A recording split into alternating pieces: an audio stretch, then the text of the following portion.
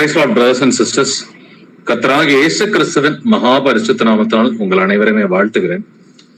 நாம் இயேசு கிறிஸ்துவின் மேலும் அவருடைய வார்த்தையின் மேலும் பக்தி வைராக்கியம் உள்ளவர்களாய் இருக்க வேண்டும் என்பதை கர்த்தர் நம்மிடம் விரும்புகிறார். ஸோ இந்த பக்தி வைராக்கியம் என்கிற வார்த்தையை நீங்க இங்கிலீஷ் பைபிள்ல படிச்சு பாத்தீங்கன்னா ஜீல் அப்படின்னு சொல்லி எழுதியிருக்கோம். Zeal for God. ஸோ இந்த பக்தி வைராக்கியம் உள்ளவர்களாய் நாம் இருக்க வேண்டும் என்பதுதான் கர்த்தர் விரும்புகிறார். லவோதிக்கியா சபையை போல வந்துட்டு குளிரும் இல்லாம அனலும் இல்லாம நம்ம இருக்கக்கூடாது இல்லைங்களா? கர்த்தர் மேல வந்துட்டு சிமர்னா சபையை போல, பிலடெல்பியா சபையை போல பக்தி வைராக்கியம் உள்ளவர்களாய் நாம் இருக்க வேண்டும். நாம எந்த அளவுக்கு பக்தி வைராக்கியமா இருக்கணும்ன்றத இயேசு கிறிஸ்துவே இந்த பூமியில வந்துட்டு வாழ்ந்து காண்பித்திருக்கிறார். வாசிக்கலாம். யோவான் 2ஆம் அதிகாரம் வசனங்கள் 13 முதல் 17 வரை. பின்பு யூதனுடைய பஸ்கா பண்டிகை சமீபமாய் இருந்தது. அப்பொழுது இயேசு எருசலேமுக்கு போய் தேவாலயத்திலே ஆடுகள் மாடுகள் புறாக்களாகி இவைகளை விற்கிறவர்களையும் காசுக்காரர் உட்கார்ந்து இருக்கிறதையும் கண்டு கயிற்றினால் ஒரு சவுக்கை உண்டு பண்ணி அவர்கள் யாவரையும் ஆடு மாடுகளையும் தேவாலயத்துக்கு புறம்பே துரத்தி விட்டு காசுக்காரருடைய காசுகளை கொட்டி பலகைகளை கவிழ்த்து போட்டு புறா விற்கிறவர்களை நோக்கி, இவைகளை இவ்விடத்திலிருந்து எடுத்துக்கொண்டு போங்கள், என் பிதாவின் வீட்டை வியாபார வீடு ஆக்காதிருங்கள் என்றார். அப்பொழுது உம்முடைய வீட்டை குறித்து உண்டான பக்தி வைராக்கியம் என்னை பட்சித்தது என்று எழுதியிருக்கிறதை அவருடைய சீஷர்கள் நினைவு கூர்ந்தார்கள். ஆமென். ஆமென். இயேசு கிறிஸ்து தேவாலயத்திலே ஆடுகள் மாடுகள் புறாக்கள் ஆகிய இந்த விஷயங்களை வந்துட்டு விற்கிறவங்களை வந்துட்டு என்ன பண்ணாரு? காசுக்காரர் உட்கார்ந்து இருக்கிறதையும் கண்டு கயிற்றினால் ஒரு சவுக்கை உண்டு பண்ணினார் அப்படின்றத பாக்குறோம். அப்ப இயேசு கிறிஸ்து இந்த இடத்துல வந்துட்டு கோவப்பட்டாரா, எரிச்சல் பட்டாரா அப்படின்றத கவனிச்சு பாத்தீங்கன்னா இது பக்தி வைராக்கியம் என்று எழுதி இருக்கிறது இல்லைங்களா? தேவாலயத்துக்கு புறம்பே அவர்களை துரத்தி விட்டு காசுக்காரருடைய காசுகளை கொட்டி பலகைகளை கவிழ்த்து போட்டு. சோ இன்னைக்கு யாராவது ஒருத்தர் இந்த மாதிரி ஒருத்தர் பிஹேவ் பண்ணார்னா பாக்குறவங்க என்ன சொல்லுவாங்க? இவருக்கு ரொம்ப கோபம் வருது, இவருக்கு ரொம்ப எரிச்சல் வருது அப்படின்னு சொல்லுவாங்க. பட் இயேசு கிறிஸ்து என்ன சொல்றாரு? என் பிதாவின் வீட்டை வியாபார வீடாக்காதிருங்கள் அப்படின்னு சொல்லி எதன் நிமித்தம் இப்படி பிஹேவ் பண்ணாரு பாத்தீங்கன்னா இது பக்தி வைராக்கியம் என்று எழுதி இருக்கிறது. உம்முடைய வீட்டை குறித்து உண்டான பக்தி வைராக்கியம் என்னை பட்சித்தது. நாம எல்லோருமே கர்த்தரை குறித்த பக்தி வைராக்கியம் உள்ளவர்களா, அவருடைய சபையை குறித்த பக்தி வைராக்கியம் உள்ளவர்களா, அவருடைய வசனத்தின் மேல வாஞ்சை உள்ளவர்களா இருக்கணும். சோ சில நேரங்கள்ல பக்தி வைராக்கியத்தை வந்துட்டு ஒரு சிலர் பார்க்கும் பொழுது இது கோபம் எரிச்சல் அப்படின்னு சொல்லி நினைச்சுக்குவாங்க. பட் அது வசனத்தின் அடிப்படையில இருக்கும் பொழுது அது பக்தி வைராக்கியமா தான் இருக்குதே ஒழிய அது கோபமும் எரிச்சலும் அல்ல அப்படின்றத நம்ம புரிஞ்சுக்கணும்.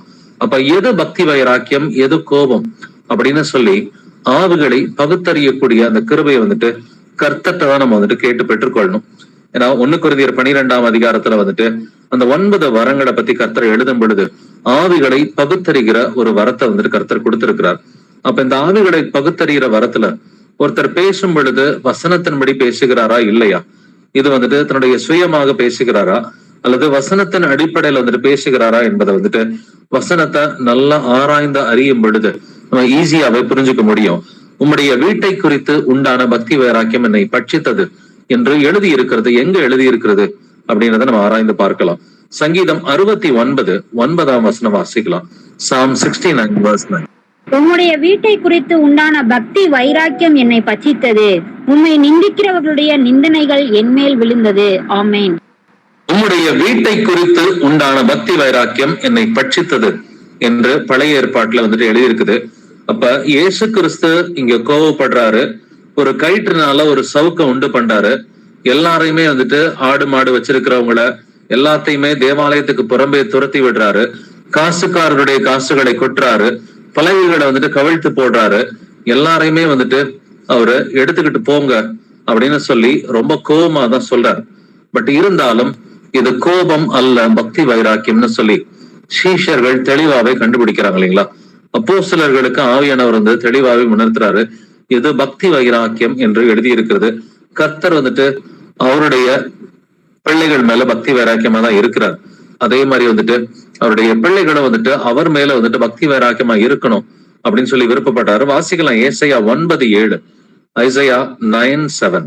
தாவீதின் சிங்காசனத்தையும் அவனுடைய ராஜ்யத்தையும் அவர் திடப்படுத்தி அதை இது முதற்கொண்டு என்றென்றைக்கும் நியாயத்தினாலும் நீதியினாலும் நிலைப்படுத்தும்படிக்கு அவருடைய கர்த்தத்துவத்தின் பெருக்கத்துக்கும் அதன் சமாதானத்துக்கும் முடிவில்லை. சேனைகளின் கர்த்தருடைய வைராக்கியம் இதை செய்யும். ஆமென். ஆமென். தாவீதின் சிங்காசனத்தையும் அவருடைய ராஜ்யத்தையும் அவர் திடப்படுத்தி என்று எழுதியிருக்கிறது. தாவீதின் சிங்காசனம் என்பது இது எருசலேமை குறிக்கிற ஒரு வார்த்தை. சோ எருசலேமை பேஸ் பண்ணி தான் தாவீதினுடைய சிங்காசனமும் ராஜ்யமும் பழைய ஏற்பாட்டுல இருந்ததை நம்ம பார்க்கிறோம். தாவீதின் சிங்காசனத்தையும் அவருடைய ராஜ்யத்தையும் அவர் திடப்படுத்தி, இது வந்துட்டு ஏசாயா 9:6 அடுத்து இருக்கிற அடுத்த வசனமா இருக்குது. 9:6 நமக்கு தெரியும். நமக்கு ஒரு பாலகன் பிறந்தார், நமக்கு ஒரு குமாரன் கொடுக்கப்பட்டார், அவர் நாமம் நித்திய பிதா அப்படிங்கறதுல நமக்கு தெரியும். அது முதலாம் வருகையை குறிக்கிறது. அடுத்த வசனம் தாவீதின் சிங்காசனத்தையும் அவருடைய ராஜ்யத்தையும் கர்த்தர் திடப்படுத்துகிறார். எப்பொழுதுன்னு பாத்தீங்கன்னா இயேசு கிறிஸ்து 2ஆம் வருகையில ராஜாதி ராஜாவாக கர்த்தாதி கர்த்தாவாக இந்த பூமிக்கு வரும் பொழுது அவர் எருசலேம்ல 1000 வருட அரசாட்சியை வந்துட்டு அவர் செய்கிறார். பட் இது சேனைகளின் கர்த்தருடைய வைராக்கியம் இதை செய்யும் என்று எழுதியிருக்கிறது. நம்ம மேல வந்துட்டு பக்தி வைராக்கியம்ன்றதை பார்த்தோம். இயேசு கிறிஸ்து ஒரு மனிதனா வந்துட்டு இந்த பூமியில இருந்த பொழுது அவர் பக்தி வைராக்கியமா பிதாவின் மேல இருந்தார் அப்படின்றத பாக்குறோம். பட் கர்த்தர் வந்துட்டு ஒரு காரியத்தை செய்யும் பொழுது அவர் வைராக்கியத்தோட இந்த காரியத்தை செய்கிறார் என்று எழுதியிருக்கிறது. அந்த ஜீல் அப்படிங்கிறது ரொம்ப முக்கியம். இந்த ஜீலுக்கும் வந்துட்டு அந்த கோபம் எரிச்சலுக்கும் வந்துட்டு ஒரு பார்டர் லைன் வந்துட்டு இருக்குது. சோ எதை வந்துட்டு கோபத்துல பண்றோம், எதை வந்துட்டு ஜீல்ல பண்றோம், அந்த வைராக்கியத்துல பண்றோம் அப்படின்னு சொல்லி ஒரு வித்தியாசம் நிச்சயமாவே இருக்குது. வைராக்கியத்திலே 2 விதமான வைராக்கியத்தை வந்துட்டு கர்த்தர் எழுதி இருக்கிறார். ஒண்ணு பக்தி வைராக்கியம், இன்னொரு வைராக்கியம் இது பேய்த்தனமானது என்றும் வந்துட்டு யாக்கோபு புஸ்தகத்துல கர்த்தர் எழுதி இருக்கிறார். இன்னைக்கு நாம ஆராய்ந்து பார்த்து கொண்டிருக்கிறது கர்த்தர் மேல இருக்கிற பக்தி வைராக்கியம், ஜீல் ஃபார் காட். இதை நல்லா நம்ம புரிஞ்சுக்கணும். இயேசு கிறிஸ்து எந்த அளவுக்கு அவர் வந்துட்டு பிதாவின் மேல பக்தி வைராக்கியமா இருந்தாரு, ஒரு சில பரிசுத்தவான்கள் வேதத்துல எந்த அளவுக்கு பக்தி வைராக்கியமா இருந்தாங்க, நாம எப்படி இருக்கணும் அப்படின்றத நம்ம நல்லாவே புரிஞ்சுக்கணும். சோ பக்தி மட்டும் இருந்தா பத்தாது, அது வைராக்கியத்தோட வந்துட்டு இருக்கணும். பயபக்தியோடு வந்துட்டு கூடிய வைராக்கியமா இருக்கணும். பயபக்தி என்பது ரெவரன்ஸ் அப்படின்ற வார்த்தையில எழுதி இருக்குது. அப்ப ரெவரண்ட்னு சொல்லி இன்னைக்கு பல பேர் வந்துட்டு தங்களுக்கு முன்னாடி பேருக்கு முன்னாடி போட்டுக்கிறாங்க. சோ ரெவரண்ட்னா என்ன அர்த்தம்? பயபக்திக்குரியவர் என்று வேதம் சொல்கிறது. கர்த்தர் ஒருவரே வந்துட்டு ரெவரண்ட்ன்றது நமக்கு நல்லாவே தெரியும். நம்முடைய பயத்திற்கும் நம்முடைய பக்திக்கும் உரியவர் வந்துட்டு இயேசு கிறிஸ்து ஒருவர் தான். சங்கீதம் 111:9 வசனத்துல holy and reverend is his name அப்படின்னு சொல்லி எழுதியிருக்கு. ரெவரண்ட்னா கர்த்தர் ஒருவர் தான் ரெவரண்ட். ரெவரண்ட்னா பயபக்திக்கு உரியவர். நம்முடைய பயத்துக்கும் நம்முடைய பக்திக்கும் உரியவர் கர்த்தர் ஒருவராக இருக்கிறார். சோ அவர் மட்டும்தான் ரெவரண்டா இருக்கிறாரு. பட் இங்க பக்தி வைராக்கியத்தை பத்தி நம்ம ஆராய்ந்து பார்த்து கொண்டிருக்கிறோம். சோ வைராக்கியம் என்பது அது மனுஷபூர்வமா மாம்ச பிரகாரமா இருந்துச்சுன்னா அந்த வைராக்கியம் வந்துட்டு பேய்த்தனமானது என்றும் எழுதியிருக்கிறது. அந்த வைராக்கியம் என்பது பக்தி சார்ந்ததா இருந்தா கர்த்தர் அதை விரும்புகிறவரா இருக்கிறார். சோ இப்படிப்பட்ட கர்த்தர் மேல பயத்தோடும் பக்தியோடும் பக்தி வைராக்கியம் உள்ளவர்களா இருக்கணும்ன்றதான் கர்த்தர் நம்மிடம் எதிர்பார்க்கிறார். வாசிக்கலாம் ஏசாயா 59:17. ஐசாயா 59:17. அவர் நீதியை மார்க்கவசமாக அணிந்து ரட்சிப்பு என்னும் சீராவை தமது சிரசில் தரித்து நீதி சரிக்கட்டுதல் என்னும் வஸ்திரங்களை உடுப்பாக உடுத்தி வைராக்கியத்தை சால்வையாக போர்த்து கொண்டார். ஆமென். அவர் நீதியை மார்க்கவசமாக அணிந்து, இந்த நீதி என்னும் மார்க்கவசத்தை பத்தி நம்ம எபேசியர் 6ஆம் அதிகாரத்துல வாசிக்கிறோம். சர்வாயுத வர்க்கத்துல வந்துட்டு நீதி என்னும் மார்க்கவசம் என்று எழுதி இருக்கிறது இல்லையா? இயேசு கிறிஸ்துவும் நீதி என்னும் மார்க்கவசத்தை அணிந்திருக்கிறார்.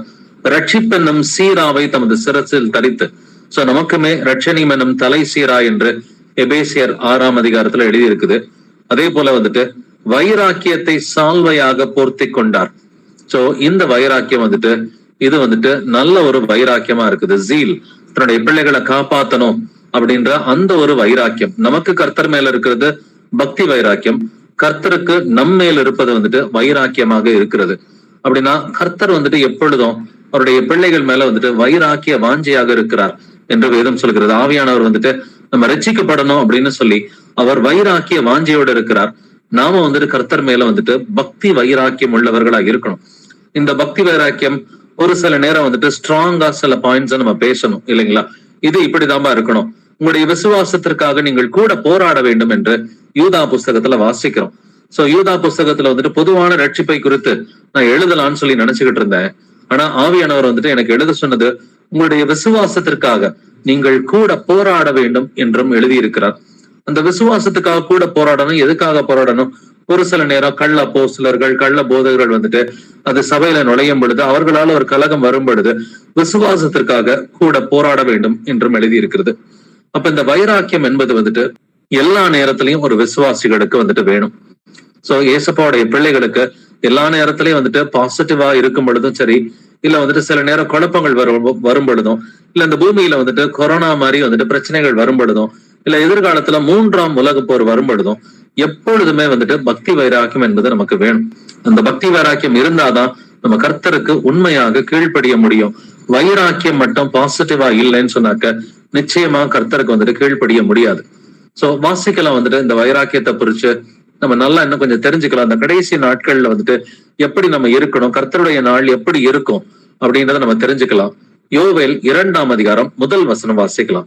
ஜோயல் 2:1. சீயோனிலே எக்காலம் ஊதுங்கள், என் பரிசுத்த பர்வதத்திலே எச்சரிப்பின் சத்தமிடுங்கள். தேசத்தின் குடிகள் எல்லாம் தத்தளிக்க கடவர்கள், ஏனெனில் கர்த்தருடைய நாள் வருகிறது, அது சமீபமாய் இருக்கிறது. ஆமென். கர்த்தருடைய நாள் வருகிறது, அது சமீபமா இருக்கிறது. அப்ப என்ன செய்யணுமா? சீயோனிலே எக்காலம் ஊதுங்கள், என் பரிசுத்த பர்வதத்திலே எச்சரிப்பின் சத்தமிடுங்கள். இப்ப இயேசு கிறிஸ்து வராருப்பா, அதுக்கு முன்னாடி வந்துட்டு சில அழிவுகள்லாம் இருக்குது, நம்ம வந்துட்டு எச்சரிப்பா இருக்கணும்னு சொல்லி நம்ம ஒரு எச்சரிப்பை வந்துட்டு கொடுத்துக்கிட்டு இருக்கிறோம். இதே மாதிரிதான் நோவாவும் தன்னுடைய காலத்துல வந்துட்டு செஞ்சான். நீதியை பிரசங்கித்தவனாகிய நோவா என்று 2 பேதுரு 2ஆம் அதிகாரத்தில் எழுதியிருக்கிறது. ஒரு பெரிய வெள்ளம் வரப்போகுது, இந்த வெள்ளத்துல வந்துட்டு அநேகர் மரிக்க போறாங்க, அதனால மனம் திரும்புங்க அப்படின்ற ஒரு செய்தியை வந்துட்டு நோவா பிரசங்கம் பண்ணினார் என்று 2 பேதுரு 2ஆம் அதிகாரத்திலையும், அதே போல வந்துட்டு நமக்கு எபிரேயர் 11ஆம் அதிகாரத்திலையும் நோவாவை பத்தி வந்துட்டு கர்த்தர் எழுதி இருக்கிறார். அப்ப இவ்வளவு தூரம் நோவா நீதியை பிரசங்கம் பண்ணாலும் வந்துட்டு ஒரு எச்சரிப்பின் சத்தத்தை, ஒரு எக்கால சத்தத்தை போல ஒரு எச்சரிப்பின் சத்தம் கொடுத்திருந்தாலும் அநேகர் மனம் திரும்பவில்லை. சொல்ல போனா தன்னுடைய குடும்பத்தை தவிர வேற யாருமே மனம் திரும்பல. நோவா, அவனுடைய மனைவி, அவனுடைய 3 பிள்ளைகள், 3 மருமக்கள், இந்த 8 பேரு தவிர வேற யாருமே மனம் திரும்பல அப்படின்னு சொல்லி நம்ம பாக்குறோம். அப்ப கர்த்தருடைய நாள் வருகிறது அப்படின்னு சொன்னாக்க கர்த்தர் நமக்கு என்ன சொல்றாரு? எச்சரிப்பின் சத்தமிடுங்கள்னு சொல்லி சொல்றாரு. இன்னைக்கு நாமளும் 2ஆம் வருகையை குறித்து எச்சரிப்பின் சத்தத்தை சொல்லிக்கிட்டு தான் இருக்கிறோம். சோ இந்த இயேசு கிறிஸ்துவின் வருகை கடைசிய காலத்தின் பொழுது நிகழப்போகுது. அதுக்கு முன்னாடி சில யுத்தங்கள், போர்கள், 3ஆம் உலக போர் இதெல்லாம் வருது. ஜாக்கிரதையா இருந்தாக்க தப்பிச்சுக்கலாம்பா அப்படின்னு சொல்லி அநேகர்கிட்ட எச்சரிப்பின் சத்தத்தை கொடுக்கிறோம். இந்த கர்த்தருடைய நாள் எப்படி இருக்கும்ன்றதை நம்ம தெரிஞ்சுக்கலாம். யோவேல் 2ஆம் அதிகாரம் 11ஆம் வசனம் வாசிக்கலாம். ஜோயல் 2:11. கர்த்தர் தமது சேனைக்கு முன் சத்தமிடுவார், அவருடைய பாளையம் மகா பெரிது, அவருடைய வார்த்தையின்படி செய்கிறதற்கு வல்லமை உள்ளது. கர்த்தருடைய நாள் பெரிதும் மகா பயங்கரமாய் இருக்கும், அதை சகிக்கிறவன் யார்? ஆமென். கர்த்தருடைய நாள் பெரிதும் மகா பயங்கரமுமா இருக்கும், அதை சகிக்கிறவன் யார்? கர்த்தருடைய நாள் எப்படி இருக்குமா? ஒருவரும் சகிக்க முடியாத அளவுக்கு அங்கே வந்துட்டு பராக்கிரமசாலி கூட தன்னுடைய இடுப்புல கை வச்சுக்கிட்டு கதறி அழுவான் அப்படின்னு சொல்லி கர்த்தருடைய வேதம் சொல்கிறது. அப்ப இந்த அளவுக்கு வந்துட்டு பலசாலிகள் கூட வந்துட்டு கதறி அழுகக்கூடிய ஒரு நிலைமை வந்துட்டு கர்த்தருடைய நாளின் போது இருக்க போகிறது. அப்ப நம்மளால என்ன செய்ய முடியும் அப்படின்னு சொல்லி நினைச்சோம்னா, கர்த்தருடைய நாமத்தை கூவி அழைக்கிற யாவரும் ரட்சிக்கப்படுவார்கள். கர்த்தர் தமது ஜனத்தை எப்படி காப்பாற்றுகிறார் அப்படின்றத கொஞ்சம் நம்ம நல்லா தெரிஞ்சுக்கலாம். யோவேல் 2ஆம் அதிகாரம் 18வது வசனம் வாசிக்கலாம். ஜோயல் 2:18. அப்பொழுது கர்த்தர் தமது தேசத்துக்காக வைராக்கியம் கொண்டு தமது ஜனத்தை கடாட்சிப்பார். ஆமென். கர்த்தர் தமது தேசத்துக்காக வைராக்கியம் கொண்டு தமது ஜனத்தை கடாட்சிப்பார். அவர் வந்துட்டு அவருடைய பிள்ளைகளை காப்பாத்துறது எப்படி, இல்ல இஸ்ரவேல் ஜனங்களை எப்படி எல்லாம் அவர் காப்பாத்துறாருன்னு கவனிச்சு பாத்தீங்கன்னா, அவர் தேசத்துக்காக, இஸ்ரவேல் தேசத்துக்காக வைராக்கியம் கொண்டுதான் வந்துட்டு தமது ஜனத்தை கடாட்சிக்கிறார், காப்பாற்றுகிறார் அப்படின்றத பாக்குறோம். சோ இந்த வைராக்கியம்ன்றது கர்த்தருக்கு அவருடைய பிள்ளைகள் மேல வந்துட்டு இருக்குது. அவருடைய பிள்ளைகளுக்கு கர்த்தர் மேல என்ன வேணும்? பக்தி வைராக்கியம் வேண்டும். அந்த ஜீல் வந்துட்டு வேணும். அந்த ஜீல் இருந்ததுனாலதான் பவுலை போன்ற அப்போஸ்தலர்கள் புறஜாதி பட்டணங்களுக்கு போய், அங்க எந்த ஒரு ஜெப ஆலயம் இல்லாட்டினா கூட புறஜாதி பட்டணங்களுக்கு போய் அங்கே வைராக்கியம் கொண்டு இயேசுவே கிறிஸ்து என்று அவர்கள் பிரசங்கம் பண்ணி இருக்கிறார்கள். இயேசு என்கிற நாமத்தை கேள்விப்படாத நாடுகளுக்கெல்லாம் போய் வந்துட்டு இயேசுவின் நாமத்தை வந்து பிரஸ்தாபப்படுத்தி அநேகரை இவர்கள் சீஷர்களாக மாற்றி இருக்கிறார்கள். அப்படின்னா பவுல போல ஒரு பக்தி வைராக்கியம் நமக்கும் வந்துட்டு வேணும். வாசிக்கலாம் அப்போஸ்தலர் 17ஆம் அதிகாரம் வசனங்கள் 15 முதல் 17 வரை. Acts chapter 17 verses 15 to 17. பவுலை வழிநடத்தினவர்கள் அவனை அத்தேனே பட்டணம் வரைக்கும் அழைத்து கொண்டு போய் அங்கே சீலாவும் தீமோத்தேயும் அதி சீக்கிரமாக தன்னிடத்திற்கு வரும்படி அவர்களுக்கு சொல்ல கட்டளை பெற்றுக்கொண்டு புறப்பட்டு போனார்கள். அத்தேனே பட்டணத்தில் பவுல் அவர்களுக்காக காத்து கொண்டிருக்கையில் அந்த பட்டணம் விக்கிரகங்களால் நிறைந்திருக்கிறதை கண்டு தன் ஆவியில் மிகுந்த வைராக்கியம் அடைந்து ஜெப ஆலயத்தில் யூதரோடும் பக்தியுள்ளவர்களோடும் சந்தை வெளியில் எதிர்ப்பட்டவர்களோடும் தினந்தோறும் சம்பாஷணை பண்ணினான். ஆமீன். ஆமீன். பவுல் அத்தேனே பட்டணத்துக்கு போறான். இந்த அத்தேனே பட்டணம் இன்னைக்குமே கிரேக்க நாட்டுல இருக்கிற ஒரு முக்கியமான நகரம் தான். கிரீஸ்ல ஏதென்ஸ் வந்துட்டு ரொம்ப ரொம்ப ஒரு முக்கியமான நகரமாய் இன்றும் இருக்கிறது. அந்த அத்தேனே பட்டணத்துல எதனால வந்துட்டு பவுல் வைராக்கியம் கொண்டாண்டதை கவனிச்சு பாருங்க. அந்த பட்டணம் விக்கிரகங்களால் நிறைந்திருக்கிறதை கண்டு தன் ஆவியில் மிகுந்த வைராக்கியம் அடைந்து, விக்கிரகமா இருக்குது, யாருக்குமே இயேசு கிறிஸ்துவ பத்தி தெரியல. பட் பவுலுக்கு வந்தது என்னது? ஒரு பக்தி வைராக்கியம், ஆவியில் மிகுந்த வைராக்கியம் அடைந்து ஜெப ஆலயத்தில் யூதரோடும் பக்தி உள்ளவர்களோடும் சந்தை வழியில் எதிர்பட்டவர்களோடும் தினந்தோறும் சம்பாஷணை பண்ணினான். அப்ப பக்தி வைராக்கியம் அடைஞ்சு பவுல் என்ன பண்றான்? அவன் சுவிசேஷத்தை பிரசங்கிக்கிறான். யாருக்கு பிரசங்கம் பண்றான்? யூதரோடு மட்டுமல்ல, சந்தை வழியில யாரெல்லாம் பாக்குறானோ, மார்க்கெட்ல யாரெல்லாம் பாக்குறானோ எல்லாரோடும் வந்துட்டு சம்பாஷணை பண்ணி கொண்டிருந்தான் அப்படின்றத பாக்குறோம். அப்ப வைராக்கியம்ன்றது பக்தி வைராக்கியமா மாறும் பொழுது நம்ம என்ன செய்வோம்? முதலாவது சுவிசேஷம் அறிவிக்கிற பிள்ளைகளா இருப்போம். நமக்கு தெரிஞ்சவங்க, தெரியாதவங்க, சொந்தக்காரவங்க, நண்பர்கள், அது யாரா இருந்தாலும் புதுசா கூட நீங்க ஒரு நபரை சந்திக்கலாம். திடீர்னு வாழ்க்கையில முதல் முறையா நாளைக்கு கூட ஒருத்தரை புதுசா சந்திக்கலாம். அவர்கிட்டையும் நீங்க பக்தி வைராக்கியம் மட்டும் இருந்துச்சுன்னு சொன்னாக்க சுவிசேஷம் அறிவிக்க முடியுங்க. சுவிசேஷம் அறிவிக்கிறதுக்கு நமக்கு தடையா இருக்கிறது எதுன்னு பாத்தீங்கன்னா அந்த பக்தி வைராக்கியம். பக்தி வைராக்கியம் மட்டும் இருந்துச்சுன்னா அந்த தைரியம்ன்றது தானாவே வரும். நான் உங்களுக்கு விசுவாசம் இருந்தா மட்டும் பத்தாது. விசுவாசித்தேன் ஆகையால் பேசினேன் என்று எழுதி இருக்கிறது. அப்ப நீங்க விசுவாசிக்கிறீங்க அப்படின்னு சொன்னாக்க முதல்ல இயேசு கிறிஸ்துவை குறித்து வெளியிலே பேச வேண்டும். இல்ல கூச்சமா இருக்குது அப்படின்னு சொன்னாக்க நமக்கு என்ன அர்த்தம்? நமக்கு பக்தி வைராக்கியம் இல்ல, தைரியம் இல்லைன்னு சொல்லி வெளியில சொல்லிக்கலாம். தைரியம் ஏன் இல்லைனாக்க இயேசு கிறிஸ்துவின் மேல பக்தி வைராக்கியம் இல்லைன்னு சொல்லி அர்த்தம். பக்தி வைராக்கியம் இல்லைன்னா தைரியம் இருக்காது.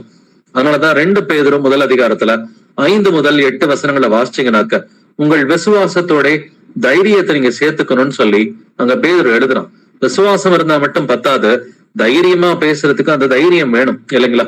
உங்கள் விசுவாசத்தோட தைரியத்தையும், தைரியத்தோட ஞானத்தையும், ஞானத்தோட இச்சை அடக்கத்தையும் அப்படின்னு சொல்லி ஒரு பெரிய லிஸ்ட் இருக்குது.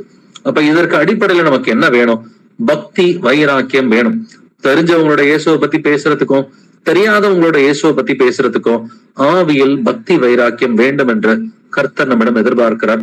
இப்ப பவுல போல ஆவியில பக்தி வைராக்கியம் கொண்டவர்களா இருந்தாக்க தெரிஞ்சவங்க தெரியாதவங்க எல்லாருக்கிட்டையுமே நமக்கு தெரிந்த சத்தியத்தை வந்துட்டு எடுத்து சொல்ல முடியும். வாசிக்கலாம் அப்போஸ்தலர் 18:5, ஆக்ட்ஸ் 18:5. மக்கதோனியாவில் இருந்து சீலாவும் தீமோத்தேயும் வந்தபோது பவுல் ஆவியில் வைராக்கியம் கொண்டு இயேசுவே கிறிஸ்து என்று யூதருக்கு திருஷ்டாந்தப்படுத்தினான். ஆமீன். ஆமீன். பவுல் வந்துட்டு என்ன செஞ்சான்? ஆவியில் வைராக்கியம் கொண்டு இயேசுவே கிறிஸ்து என்று யூதருக்கு திருஷ்டாந்தப்படுத்தினான். அப்ப ஆவியில மட்டும் ஒரு வைராக்கியம் இருந்துச்சுன்னு சொன்னா இயேசு கிறிஸ்துவை குறித்து வெளியில பேசுறதுக்கு நமக்கு கூச்சமோ ஒரு வெக்கமோ எதுவுமே வந்துட்டு இருக்காதுங்க. இதுக்கு அதிக வசனங்கள்லாம் தெரியணும்ன்ற அவசியம் இல்ல. ஒரு 10 வசனம் தெரிஞ்சா கூட போதும். ஒரு 5 வசனம் 10 வசனம் தெரிஞ்சா கூட தெரிந்த வசனங்களை நம்ம மற்றவர்களோடு பகிர்ந்து கொள்ள வேண்டும். அதற்கு நமக்கு அடிப்படையா தேவையானது என்னது? பக்தி வைராக்கியம் நமக்கு தேவைப்படுகிறது. இந்த பக்தி வைராக்கியம் இருந்துச்சுன்னா வெளியில இயேசுவை அறியாதவர்கள் மத்தியிலையும் நீங்க சுவிசேஷம் அறிவிக்கலாம். இல்ல இயேசுவை மேலாப்ல தெரிஞ்சிருக்கிறேன்னு சொல்ற ரோமன் கத்தோலிக்க மக்கள், இல்ல வந்துட்டு பெந்தகோஸ்தே மக்கள், புரொட்டஸ்டான்ட் மக்கள், இவங்களுக்கும் இன்னும் ஆழமா இயேசு கிறிஸ்துவை குறித்து பிரசங்கம் பண்ண முடியும். இல்ல ஒரு சில நேரங்கள் வந்துட்டு ஒரு சிலர் வந்துட்டு ஒரு குழப்பத்துல இருக்கும் பொழுது, விசுவாசத்தை குறித்த ஒரு குழப்பத்துல இருக்கும் பொழுது, ஒரு கலகம் வரும் பொழுது, எல்லா நேரத்திலையும் பக்தி வைராக்கியம் மட்டும் இருந்துச்சுனாக்க நம்ம தெளிவா இருக்க முடியும். அந்த பக்தி வைராக்கியம் வந்துட்டு அது சரியா வசனத்தின் அடிப்படையில இருக்கணும். இயேசு கிறிஸ்து கோவப்பட்டாரு, அவர் காசுக்காரர்களை துரத்தி விட்டார், மேஜைகளை கவிழ்த்து போட்டார். அந்த இடத்துல கூட பக்தி வைராக்கியத்தை தான் ஆவியானவர் வந்துட்டு எழுதியிருக்கிறாரே ஒழிய அது கோபம், எரிச்சல் என்று எழுதப்படவில்லை. அப்படின்னா நீங்க சுவிசேஷம் அறிவிக்கிறதுக்கும் உங்களுக்கு பக்தி வைராக்கியம் தான் வேணும். ஒரு கலகம் வரும்பொழுது, ஒரு பிரச்சனை வரும்பொழுதும் வந்துட்டு தெளிவா முடிவுகள் எடுக்கிறதுக்கும் உங்களுக்கு பக்தி வைராக்கியம் வந்துட்டு தேவைப்படுகிறதா இருக்கிறது. வாசிக்கலாம் 2 கொரிந்தியர் 11ஆம் அதிகாரம் 2ஆம் வசனம். 2 Corinthians 11:2. நான் உங்களை கற்புள்ள கன்னிகையாக கிறிஸ்து என்னும் ஒரே புருஷனுக்கு ஒப்பு கொடுக்க நியமித்தபடியால் உங்களுக்காக தேவ வைராகியமான வைராகியம் கொண்டிருக்கிறேன். ஆமென். நான் உங்களை கற்புள்ள கன்னிகையாக கிறிஸ்து என்னும் ஒரே புருஷனுக்கு ஒப்பு கொடுப்பதற்காக உங்களுக்காக தேவ வைராக்கியமான வைராக்கியம் கொண்டிருக்கிறேன். அப்ப வைராக்கியத்துல முக்கியமானது என்னது? தேவ வைராக்கியம். சோ இதைத்தான் கர்த்தர் பக்தி வைராக்கியம் என்று எழுதி இருக்கிறார். சோ தேவ வைராக்கியம், இந்த பக்தி வைராக்கியம் வந்துட்டு இருந்துச்சுன்னு சொன்னா, தெரியாத மனிதர்களுக்கும் பவுல போல பக்தி வைராக்கியம் இருந்துச்சுன்னு சொன்னாக்க, தெரியாத மனிதர்களிடமும் நம்மளால சுவிசேஷம் அறிவிக்க முடியும். அதே போல வசனத்தை ஏற்றுக்கொண்டவர்களை நல்ல பரிசுத்தம் உள்ளவர்களா மாற்றுவதற்காக, எப்படி கொரிந்து சபைக்கு பவுல் எழுதுறது போல, அவங்க கொரிந்து சபையில இருக்கிற மக்கள்லாம் இயேசு கிறிஸ்துவை அறிந்த மக்கள் தான். இயேசு கிறிஸ்துவை அறிந்த மக்களுக்கும் வந்துட்டு இன்னும் பரிசுத்தமாக அவர்களை மாற்றுவதற்கு உங்களுக்காக தேவ வைராக்கியமான வைராக்கியம் கொண்டிருக்கிறேன் அப்படின்னு சொல்லி பவுல் எழுதுறான். ஏற்கனவே ஏத்துக்கிட்ட மக்களுக்கு தான் 1 கொரிந்தியர் புஸ்தகமும் 2 கொரிந்தியர் புஸ்தகமும் திரும்ப திரும்ப எழுதி அவங்களை இன்னும் எப்படி பரிசுத்தமாக மாற்றுவதுன்னு சொல்லி பவுல் வந்துட்டு ஆவியிலே வைராக்கியம் கொண்டு அவங்களுக்காக அந்த லெட்டரை திரும்ப திரும்ப எழுதிக்கிட்டு இருக்கிறான். அப்படின்னாக்க பக்தி வைராக்கியம் இருந்துச்சுன்னா இயேசுவை அறியாத மக்கள் மத்தியிலையும் சுவிசேஷம் அறிவிக்க முடியும். இயேசுவை அறிந்த மக்கள் மத்தியிலையும் இன்னும் அதிகமா அவர்களை பரிசுத்தமாக நீங்கள் மாற்றுவதற்கு அதிகமா அவங்களுக்கு வசனங்களை நீங்க கொடுக்க முடியும், சாட்சியாக வாழ முடியும். பட் வைராக்கியத்திலே உலகபூர்வமான ஒரு வைராக்கியம் இருக்கிறது, மாம்ச பிரகாரமான ஒரு வைராக்கியம் இருக்குது.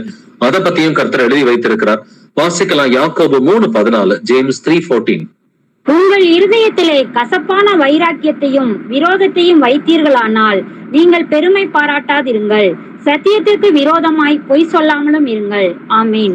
உங்கள் இருதயத்திலே கசப்பான வைராக்கியத்தையும் விரோதத்தையும் வைத்தீர்களானால் நீங்கள் பெருமை பாராட்டாதிருங்கள், சத்தியத்திற்கு விரோதமாய் பொய் சொல்லாமலும் இருங்கள். கசப்பான வைராக்கியம் என்றும் ஒன்று இருக்கிறது. இந்த கசப்பான வைராக்கியத்தை கொஞ்சம் இங்கிலீஷ் பைபிள் எல்லாம் படிச்சு பாத்தீங்கன்னா அங்க NV பொறாமை என்றுதான் கர்த்தர் வந்துட்டு எழுதி இருக்கிறார். கசப்பான வைராக்கியம் என்பது ஒரு பொறாமையின் குணமா இருக்கிறது. இவரை நான் மன்னிக்கவே மாட்டேன் அப்படின்ற ஒரு பொறாமையின் குணமா இருக்கிறது. சோ சில நேரங்கள் நம்ம வசனத்தை கொண்டு இது தவறு அப்படின்னு சொல்லி நம்ம கொஞ்சம் ஸ்ட்ராங்காவே பேசக்கூடிய சூழ்நிலைகள் வந்துட்டு வரத்தான் செய்யும், கடிந்து கொள்ளக்கூடிய ஒரு சூழ்நிலை வரத்தான் செய்யும். பட் அதை கர்த்தர் எப்படி பார்க்கிறாருன்னா பக்தி வைராக்கியமாக பார்க்கிறார். இப்ப இயேசு கிறிஸ்துவுக்கு விரோதமா ஒருத்தர் பாவம் செய்யறாரு. ஒருத்தர் பாவம் செய்யும் பொழுது சில நேரங்களில் கர்த்தர் வந்துட்டு கடிந்து கொள் என்று வேதத்தில் எழுதி இருக்கிறது இல்லைங்களா? 2 தீமோத்தேயு 3ஆம் அதிகாரத்துல நம்ம வாசிக்கும் பொழுது இந்த வார்த்தைகள் எல்லாம் தேவ ஆவியினால கொடுக்கப்பட்டுள்ளது இல்லைங்களா? வேத வாக்கியங்கள் எல்லாம் தேவ ஆவியினால் அருளப்பட்டு இருக்கிறது. அவைகள் உபதேசத்துக்கு மட்டுமல்ல, கடிந்து கொள்ளுதலுக்கும் சீர்திருத்தலுக்கும் பிரயோஜனம் உள்ளவைகளா இருக்கிறது. அப்ப வசனங்களை கொண்டு கடிந்து கொள்றதுக்கும் கர்த்தர் வசனங்களை வைத்திருக்கிறார். அப்படின்னா ஒரு தவறுன்னு சொல்லி கடிஞ்சுக்கும் பொழுது இதுவும் பக்தி வைராக்கியம் தான். பட் கடிந்து கொள்ளப்படுகிற ஒரு சகோதரனோ சகோதரிய மனம் திரும்பாம சில கசப்பான வைராக்கியம் வச்சிருந்தாங்க அப்படின்னு சொன்னா அது பேய்த்தனமான வைராக்கியம் என்றும் கர்த்தர் பேசுகிறார். அப்ப வைராக்கியத்திலே 2 வகை இருக்கிறது. ஒண்ணு தேவ வைராக்கியம் அல்லது பக்தி வைராக்கியம் என்று கர்த்தர் பேசுகிறார். இன்னொன்னு உலகபூர்வமான மாம்ச பிரகாரமான கசப்பான வைராக்கியம் என்றும் கர்த்தர் எழுதி இருக்கிறார். அப்ப நாம வந்துட்டு வச்சிருக்க வேண்டியது பாசிட்டிவான ஒரு வைராக்கியத்தை தான் கர்த்தர் பேர்ல வச்சிருக்கணும். கர்த்தருடைய பிள்ளைகள் மேல வந்துட்டு ஒரு தேவ வைராக்கியம் இருக்கணும், இன்னும் அவங்கள பரிசுத்தமா மாத்தணும் அப்படின்ற ஒரு தேவ வைராக்கியம் இருக்கணும். இந்த வைராக்கியம் உங்களுக்கு இருந்துச்சுன்னு சொன்னா சுவிசேஷம் அறியாத மக்கள் மத்தியில சுவிசேஷம் அறிவிக்க முடியும். சுவிசேஷம் அறிந்த மக்களை வந்துட்டு இன்னும் அதிகமா பரிசுத்தமா மாத்தி அவங்கள கற்புள்ள கன்னியாக இயேசு கிறிஸ்து முன்னாடி நிப்பாட்ட முடியும். வாசிக்கலாம் கலாத்தியர் 4ஆம் அதிகாரம் 18ஆம் வசனம், Galatians 4:18. நல் விஷயத்தில் வைராக்கியம் பாராட்டுவது நல்லதுதான். அதை நான் உங்களிடத்தில் இருக்கும் பொழுது மாத்திரமல்ல, எப்பொழுதும் பாராட்ட வேண்டும். ஆமீன். நல்ல விஷயத்துல வைராக்கியம் பாராட்டுங்கப்பா, கெட்ட விஷயத்துல வைராக்கியம் பாராட்டாதீங்க அப்படின்னு கர்த்தர் சொல்றாரு. அப்ப நல்ல விஷயத்துல வைராக்கியம் பாராட்டாதுன்னா என்னது? பவுல போல ஆவியிலே வைராக்கியம் கொண்டு இயேசுவை அறியாத மக்கள் மத்தியில அவரை சொல்லி கொடுக்கலாம். இல்ல வந்துட்டு அவர் அறகுறையா தெரிஞ்சிருக்கிற அந்த அறகுற கிறிஸ்தவர்கள் மத்தியில வந்துட்டு இயேசு கிறிஸ்துவை குறித்து நல்லா சொல்லி கொடுக்கலாம். இல்ல அவர் நன்றாய் அறிந்திருக்கிற நம்மளை போன்ற சகோதர சகோதரிகளை இன்னும் அதிகமா பரிசுத்தமா மாத்துற மாதிரி இந்த தேவ வைராக்கியத்தை நம்ம காமிக்கலாம். சோ நல்ல விஷயத்துல வைராக்கியம் பாராட்டுவது நல்லதுதான். ஆனா கெட்ட விஷயத்துல வைராக்கியம் பாராட்டக்கூடாது. நான் அவரை பழி வாங்கியே தீருவேன் அப்படின்ற மாதிரி கெட்ட விஷயத்துல வைராக்கியம் பாராட்டக்கூடாது. இல்ல என்ன அவமானப்படுத்திட்டாங்க, அவங்கள்ட்ட நான் பேசவே மாட்டேன் அப்படின்னு சொல்லி சில நேரம் கணவன் மனைவி மத்தியில ஒரு சண்டை வரும் பொழுது, ஒரு கோபம் வரும் பொழுது பாத்தீங்கன்னா யாராவது ஒருத்தர் வந்துட்டு இந்த கசப்பான வைராக்கியம் பாராட்டுறதுக்கு நிறைய வாய்ப்புகள் இருக்கு. எத்தனை நாள் ஆனாலும் அவங்க விட்டு கொடுக்க மாட்டாங்க. எத்தனை நாள் ஆனாலும் போய் தன்னுடைய கணவன்கிட்டயோ மனைவி கிட்டோ அவங்க பேசவே மாட்டாங்க. இது கசப்பான வைராக்கியம் என்று வேதம் சொல்கிறது. அதே போல ஒரு சிலர் வந்துட்டு சொந்தக்காரங்க மத்தியில ஒரு மனக்கசப்பு வரும் பொழுதோ, இல்ல நண்பர்கள் மத்தியில ஒரு மனக்கசப்பு வரும் பொழுதோ பாத்தீங்கன்னாக்க அந்த இன்னொரு நபரை மன்னிக்கவே மாட்டாங்க. கசப்பான வைராக்கியம் கொள்வது தவறு என்று கர்த்தர் பேசி இருக்கிறார். ஏதாவது நமக்கு விரோதமா துரோகமே பண்ணியிருந்தாலும், நம்மளை ஏமாத்தி இருந்திருக்கலாம், உங்கள்ட்ட பணத்தை வாங்கி ஒருத்தர் கொடுக்காம இருந்திருக்கலாம், இல்ல உங்களை ஏதாவது ஒரு காரியத்துல நம்ப வச்சு ஏமாத்தி இருந்திருக்கலாம்.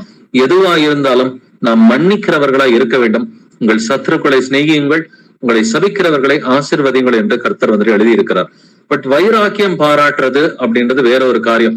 சில நேரம் வைராக்கியம் பாராட்டும் பொழுது கடிந்து கொள்ளக்கூடிய சூழ்நிலை வரும். வசனத்தை கொண்டு கடிந்து கொள்வது அது நல்ல ஒரு காரியமா இருக்கும். வைராக்கியம் பாராட்டும் பொழுது இயேசு கிறிஸ்து கோபப்பட்டது போல ஒரு சில நேரங்கள்ல வந்துட்டு ஒரு பக்தி வைராக்கியம் பாராட்டுவது நல்லதா தான் இருக்குது. பட் அது எப்பொழுதுமே இருக்கக்கூடாது. இயேசு கிறிஸ்து செய்தது போல வந்துட்டு பக்தி வைராக்கியம் பாராட்டுவது நல்ல காரியமா தான் இருக்குது. பட் நான் எப்பொழுதுமே கோவப்படுவேன், அது பக்தி வைராக்கியம் அப்படின்ற நம்ம சொல்லக்கூடாது. நல்ல விஷயத்துல வைராக்கியம் பாராட்டுவது நல்லதுதான். நான் இப்படிதான் இருப்பேன், என்னோட வாழ்க்கையில வந்துட்டு வசனத்தின்படி இப்படிதான் நடப்பேன், நான் பொய் சொல்ல மாட்டேன், கோபப்பட மாட்டேன், எரிச்சல் பட மாட்டேன், கெட்ட வார்த்தை சொல்ல மாட்டேன், சினிமா பார்க்க மாட்டேன், டிவி பார்க்க மாட்டேன், யாரையும் நான் ஏமாத்த மாட்டேன் அப்படின்னு சொல்லி நம்ம தெளிவா வசனத்தின்படி பக்தி வைராக்கியத்தோட நடப்பது நல்ல ஒரு விஷயம்தான். சோ ஒரு சில நேரங்கள்ல வந்துட்டு கர்த்தர் நமக்கு கொடுத்திருக்கிற காரியங்களை வந்துட்டு கரெக்டா யூஸ் பண்றதும் பக்தி வைராக்கியமா தான் இருக்குது. எனக்கு கர்த்தர் என்ன சம்பளம் கொடுக்குறாரோ அதுக்குள்ளாரதான் நான் இருப்பேன். நான் கடன் வாங்க மாட்டேன், யாருக்கிட்டையும் வந்துட்டு வட்டிக்கோ இல்ல சும்மாவோ நான் கடன் வாங்கியோ ஒரு தேவையில்லாத சூழ்நிலைக்கு நான் போக மாட்டேன்னு சொல்லி ஒரு பக்தி வைராக்கியம் பாராட்டுவது நல்ல ஒரு காரியம்தான். சோ இந்த உலகத்தின் காரியத்துல அதிகமா வந்துட்டு இச்சை கொள்ள கூடாது. நம்ம கர்த்தருடைய வார்த்தையை பிடித்து கொண்டு பக்தி வைராக்கியம் உள்ளவர்களா தான் இருக்கணும்னு சொல்லி கர்த்தர் நம்மிடம் விரும்புகிறார். வாசிக்கலாம் யாக்கோபு 4ஆம் அதிகாரம் வசனங்கள் 4 முதல் 5 வரை. James chapter 4 verses 4 to 5. விபச்சாரரே விபச்சாரிகளே, உலக சிநேகம் தேவனுக்கு விரோதமான பகை என்று அறியீர்களா? ஆகையால் உலகத்துக்கு சிநேகிதனாய் இருக்க விரும்புகிறவன் தேவனுக்கு பகைஞனாகிறான். நம்மில் வாசமாய் இருக்கிற ஆவியானவர் நம்மிடத்தில் வைராகிய வாஞ்சையா இருக்கிறார் என்று வேத வாக்கியம் வீணாய் சொல்லுகிறது என்று நினைக்கிறீர்களா? ஆமென். நம்மில் வாஞ்சையா இருக்கிற ஆவியானவர் நம்மிடத்தில் வைராக்கிய வாஞ்சையா இருந்து பரிசுத்தமா நம்ம இருக்கணும்ன்றதை எதிர்பார்க்கிறார். அதிகமா இந்த உலகத்தின் காரியங்கள்ல இச்சை கொள்ள கூடாது அப்படின்றத ஆவியானவர் நம்மிடம் வைராக்கிய வாஞ்சையா இருந்து விரும்புகிறார் அப்படின்றத வந்துட்டு நம்ம வாசிக்கிறோம். பட் இல்ல, நான் ஆவியானவர் சொல்றதெல்லாம் கேட்க மாட்டேன் அப்படின்னு சொன்னாக்க கர்த்தர் என்ன சொல்றாரு? விபச்சாரரே விபச்சாரிகளே, உலக சிநேகம் தேவனுக்கு விரோதமான பகை என்று அறியீர்களா? ஆகையால் உலகத்துக்கு சிநேகிதனா இருக்க விரும்புகிறவன் தேவனுக்கு பகையனா இருக்கிறான். சோ ஒரு சிலர் வந்துட்டு பாத்தீங்கன்னா இன்னுமே உலக சிநேகத்துல இருக்கிறத உங்களை சுத்தி நீங்க பார்க்க முடியும். ஏதாவது இந்த உலகத்தின் காரியங்கள்ல இச்சைகளோடு இருப்பாங்க. ஒரு சிலர் வந்துட்டு சினிமாவுக்கு அடிமையா இருப்பாங்க, ஒரு சிலர் நாடகத்துக்கு அடிமையா இருப்பாங்க, ஒரு சிலர் பணத்துக்கு அடிமையா இருப்பாங்க, ஒரு சிலர் குடிக்கு அடிமையா இருக்கிறவங்க இருக்கிறாங்க, சிகரெட்டுக்கு அடிமையா இருக்கிறவங்க இருக்கிறாங்க, இல்ல வந்துட்டு பகட்டான ஒரு வாழ்க்கை வாழணும் அப்படின்ற காரியத்துக்கு அடிமைகளா இருக்கிறவங்க இருக்கிறாங்க. சோ இப்படி உலக சிநேகம் வந்துட்டு தேவனுக்கு விரோதமான பகை. அப்படி இருப்பவர்களை பார்த்து கர்த்தர் விபச்சாரர் விபச்சாரிகளின்னு சொல்லி இங்க 4வது வசனத்துல கோபத்தோட கர்த்தர் எழுதினாலும் 5வது வசனத்தை கவனிச்சு பாத்தீங்கன்னா நம்மில் வாசமா இருக்கிற ஆவியானவர் நம்மிடத்தில் வைராக்கிய வாஞ்சையா இருந்து நம்ம பரிசுத்தமா இருக்கணும்ன்றத கர்த்தர் விரும்புகிறார். அப்ப பரிசுத்தமா இருக்கிறதுல வைராக்கியமா இருக்கிறதுல ஒரு சில எக்ஸாம்பிள்ஸ் நீங்க கவனிச்சு பாத்தீங்கன்னா இன்னைக்கு உலகம் முழுவதும் இருக்கிற கள்ள கிறிஸ்தவர்கள் எல்லாம் கிறிஸ்துமஸ் கொண்டாடுறாங்க. இந்த கிறிஸ்துமஸ் கொண்டாடுற விஷயம் பைபிள்ல வந்துட்டு கிடையவே கிடையாது. இயேசு கிறிஸ்து டிசம்பர் 25 பிறந்தாருன்னு சொல்லி எங்கேயுமே எழுதப்படவே இல்லை. சோ ஒரு சிலர் வந்துட்டு ஹாப்பி கிறிஸ்துமஸ் சொல்லி மேரி கிறிஸ்துமஸ் சொல்லி நமக்கு அனுப்புனா வைராக்கிய வாஞ்சையா இருந்து அவங்களுக்கு ஒண்ணு பதில் போடாதீங்க, அப்படி இல்லைன்னா வசனத்தை எடுத்து போடுங்க. ஒண்ணு பதில் போடாம வந்துட்டு அமைதியா இருக்கிறது, அது நியூட்ரல்லா வந்துட்டு விட்டுறலாம். அட்லீஸ்ட் பாவம் செய்யாம நம்ம இருக்கலாம். இல்ல இன்னும் ஒரு படி மேல போய் நான் அதிக வைராக்கிய வாஞ்சியா இருப்பேன்னு சொன்னாக்க, எப்பா கிறிஸ்துமஸ் எல்லாம் வந்துட்டு பைபிள்ல கிடையாது, இந்த பண்டிகை எல்லாம் இயேசுவுக்கு பிடிக்காது அப்படின்னு 4 வசனத்தோட அவர்களுக்கு தெளிவுபடுத்துகிற பிள்ளைகளா வந்துட்டு இருக்கணும். அப்ப இது என்னது? பக்தி வைராக்கியம்.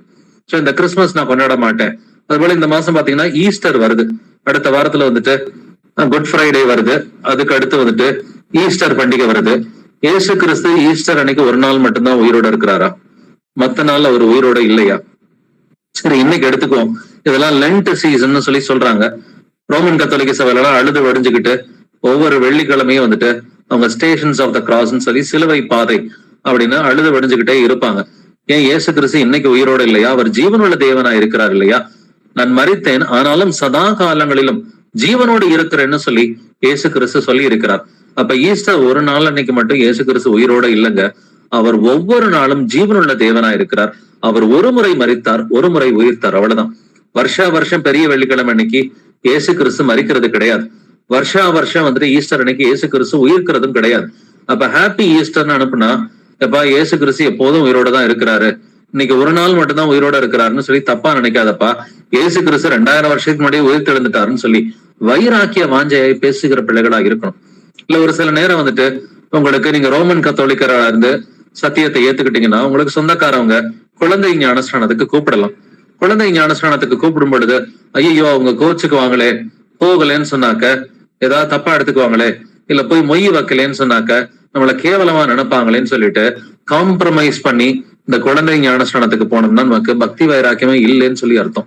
இதே போல குழந்தை ஞானஸ்தானம் மட்டும் இல்ல, ஃபர்ஸ்ட் கம்யூனியன் சொல்லி அவங்க வந்துட்டு புது நன்மைன்னு சொல்லி சொல்லுவாங்க. 10 வயசு ஆன பிறகு பிள்ளைகளுக்கு வந்துட்டு கம்யூனியன் கொடுக்கறதுக்காக அவங்கள தயார் பண்ணி 10 கட்டளைய தப்பு தப்பா சொல்லி கொடுப்பாங்க. அங்க 2வது கட்டளையவே வந்துட்டு இருக்காது. அந்த சிலை வழிபாடு செய்யக்கூடாது என்கிற 2வது கட்டளையை வந்துட்டு விட்டுட்டு பிள்ளைகளுக்கு 10 கட்டளைகளை தப்பு தப்பா சொல்லி கொடுத்துட்டு இந்த ஃபர்ஸ்ட் கம்யூனியன் வந்துட்டு நடத்துவாங்க. அப்ப அந்த மாதிரி நீங்க ஃபங்க்ஷனுக்கு போனா கூட நமக்கு பக்தி வைராக்கியம் இல்லைன்னு சொல்லி அர்த்தம். இல்ல ஒரு ரோமன் கத்தோலிக்க திருமணத்துக்கு வந்துட்டு உங்களை கூப்பிடுறாங்க, அந்த சர்ச்சுக்குள்ளார நீங்க நுழைஞ்சீங்கன்னா உங்களுக்கு பக்தி வைராக்கியம் இல்ல. திருமணத்துக்கு போறது தப்பே கிடையாது, மண்டபத்துக்கு போலாம், மண்டபத்துல போய் அவங்கள வாழ்த்திட்டு நம்ம சாப்பிட்டுட்டு வரலாம், அது வந்துட்டு கர்த்தர் வந்துட்டு அனுமதிக்கிறார். பட் அந்த ரோமன் கத்தோலிக்க சிலை வழிபாடு செய்கிற ஆலயத்துக்கு நுழையறதுக்கு கர்த்தர் நமக்கு அனுமதியை கொடுக்கறது கிடையாது. அதே போல கத்தோலிக்க சபையில நிறைய திருவிழா தேருன்னு சொல்லுவாங்க. இல்ல வந்துட்டு ஜென்டைல்ஸ் கூட, புரஜாதிகள் கூட நாங்க திருவிழா கொண்டாடுறோம், நாங்க ஆடு அடிச்சிருக்கிறோம், மாடு அடிச்சிருக்கிறோம், இந்த திருவிழால வந்து நீங்க சாப்பிட்டுட்டு போங்கன்னு சொல்லி சொல்லுவாங்க. பக்கத்து வீட்டுக்காரவங்க ஆடு மாடு அடிச்சு சாப்பாடு கொடுத்தாலும் வேண்டான்னு சொல்றதுக்கு நம்ம பழகணும். இல்ல ஒரு சில நேரம் இஸ்லாமியர்கள் நாங்க நோன்பு கஞ்சி செஞ்சிருக்கிறோம்னு சொல்லி கொண்டு வந்து கொடுக்கலாம். இல்லங்க சாரிங்க எங்களுக்கு ஏசப்பாவுக்கு பிடிக்காது, இதெல்லாம் ஏசப்பா அனுமதிக்க மாட்டாருன்னு சொல்லி பக்தி வைராக்கியத்தோட பேசணும். முகத்துல அடிச்ச மாதிரி பேச வேண்டிய அவசியம் கிடையாது. பக்தி வைராக்கியத்தோட பேசுகிற பிள்ளைகளா இருக்கணும். இது போல நிறைய புறஜாதிகளுக்குரிய இப்ப ஒரு சில நேரம் வந்துட்டு புறஜாதி பண்டிகையில அவங்க பலகாரம் கொடுக்கலாம். அதை கொடுத்தாக்க மத்த நேரத்துல கொடுங்க, நாங்க வாங்கிக்கிறோம். உங்க வீட்டுல பிள்ளைங்களுக்கு பிறந்த நாள்னாக்கா கேக்கு கொடுங்க, ஸ்வீட் கொடுங்க, அதெல்லாம் நாங்க வாங்கிக்கிறோம். உங்க வீட்டுல ஏதாவது வந்துட்டு கல்யாணம் நடந்துச்சுன்னா நாங்க தாராளமா வரோம். பட் உங்களுடைய புறஜாதி பண்டிகைகளுக்கு எங்களுக்கு ஸ்வீட் கொடுக்கறதோ இதெல்லாம் வந்துட்டு வேண்டாம் அப்படின்னு சொல்லி அவங்களுக்கு அதை வச்சு சத்தியத்தை உணர்த்துகிற பிள்ளைகளா நம்ம இருக்கணும். பக்தி வைராக்கியம் உள்ளவர்களா இருக்கணும்ன்றதான் கர்த்தர் நம்மிடம் எதிர்பார்க்கிறார்.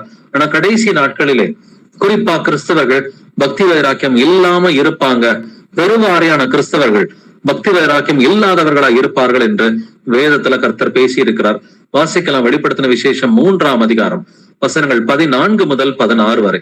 Revelation chapter 3 verses 14 to 16. Laodicea சபையின் தூதனுக்கு நீ எழுத வேண்டியது என்னவெனில், உண்மையும் சத்தியமுள்ள சாட்சியும் தேவனுடைய சிருஷ்டிக்கு ஆதியுமாயிருக்கிற ஆமேன் என்பவர் சொல்லுகிறதாவது, உன் கிரிகைகளை அறிந்திருக்கிறேன். நீ குளிரும் அல்ல அனலும் அல்ல. நீ குளிராயாவது அனலாயாவது இருந்தால் நலமாயிருக்கும். இப்படி நீ குளிருமின்றி அனலுமின்றி வெதுவெதுப்பா இருக்கிறபடியினால் உன்னை என் வாய் நின்று வாந்தி பண்ணி போடுவேன். ஆமேன். ஆமென். கடைசி காலத்தில் இருக்கிற கீழ்ப்படியாத கிறிஸ்தவர்களுக்கு பெயர் என்னது? லவோதிக்கியா சபைன்னு சொல்லி கர்த்தர் சொல்றாரு. நீ குளிரும் அல்ல அனலும் அல்ல அப்படின்னு சொல்லி சொல்றாரு. உனக்கு பக்தி வைராக்கியமே என் மேல கிடையாது, நீ அறகுறையா இருக்கிறன்னு சொல்லி கர்த்தர் சொல்றாரு. நீ வெதுவெதுப்பா இருக்கிறபடியினால் உன்னை என் வாய் நின்று வாந்தி பண்ணி போடுவேன். சோ இயேசு கிறிஸ்துவின் மேல பக்தி வைராக்கியம் நமக்கு இல்லைன்னு சொன்னாக்க கர்த்தர் வந்துட்டு என்ன செய்வாரு? வாயிலிருந்து வாந்தி பண்ணி போடுவார். அவருக்கு பக்தி வைராக்கியம் நம்ம பாராட்டல, நல்லது செய்ய வேண்டிய இடத்துல நல்லது செய்யல, சுவிசேஷம் அறிவிக்க வேண்டிய இடத்துல சுவிசேஷம் அறிவிக்கல அப்படின்னு சொன்னாக்க கர்த்தர் என்ன பண்ணுவாரு? அவர் வாந்தி பண்ணி போடுவார். கர்த்தருக்கு வைராக்கியம் இல்லாம இருக்கிறது பிடிக்கவே பிடிக்காதுங்க. அவர் நம்ம மேல வந்துட்டு வாஞ்சையா இருக்கிறார். அப்படின்னு நம்ம வாசிச்சோம் இல்லைங்களா? யாக்கோபு 4ஆம் அதிகாரம் 5வது வசனத்துல நம்மில் வாசமாய் இருக்கிற ஆவியானவர் நம்மிடத்தில் வைராக்கிய வாஞ்சையாய் இருக்கிறார் அப்படின்றத நம்ம வந்துட்டு பாக்குறோம். அப்ப நமக்குள்ள ஆவியானவர் இருக்கிறார்னா அவர் நாம பரிசுத்தமா இருக்கணும் அப்படின்ற ஒரு காரியத்துல நம்ம மேல வைராக்கிய வாஞ்சையா இருக்கிறார்னா நாமளும் பரிசுத்த ஆவியானவர் மேல வைராக்கிய வாஞ்சையா இருக்கணுங்க. வைராக்கிய வாஞ்சையா இருந்து நம்ம கூச்சப்படுறதோ வெக்கப்படுறதோ இல்லாம சுவிசேஷம் தெரியாதவர்களுக்கு தைரியமா அறிவிக்கணும். இல்ல அறகுற கிறிஸ்தவர்களுக்கு வந்துட்டு சுவிசேஷத்தை நல்லா கத்துக் கொடுக்கிற பிள்ளைகளா இருக்கணும். இல்ல நம்ம கூட இருக்கிற வந்துட்டு சத்தியம் தெரிந்த சகோதர சகோதரிகளை இன்னும் எப்படி பரிசுத்தமாய் மாற்றுவது அப்படின்ற காரியத்துல வைராக்கிய வாஞ்சியா இருக்கணும். வெதுவெதுப்பா இருக்கிறது கர்த்தருக்கு பிடிக்காது. எப்படி பைபிள்ல ஒரு சிலர் வைராக்கிய வாஞ்சியா இருந்தாங்க அப்படின்றத நம்ம கவனிச்சு பார்க்கலாம். தானியேல் 3ஆம் அதிகாரம் வசனங்கள் 16 முதல் 18 வரைக்கும். தானியேல் சாப்டர் 3 verses 16 to 18. சாத்ராக், மேஷாக், ஆபேத் நேகோ என்பவர்கள் ராஜாவை நோக்கி, நேபுகாத் நேச்சாரே, இந்த காரியத்தை குறித்து உமக்கு உத்தரவு சொல்ல எங்களுக்கு அவசியமில்லை. நாங்கள் ஆராதிக்கிற எங்கள் தேவன் எங்களை தப்புவிக்க வல்லவராய் இருக்கிறார். அவர் எரிகிற அக்கினி சூளைக்கும் ராஜாவாகிய உம்முடைய கைக்கும் நீங்களாக்கி விடுவிப்பார்.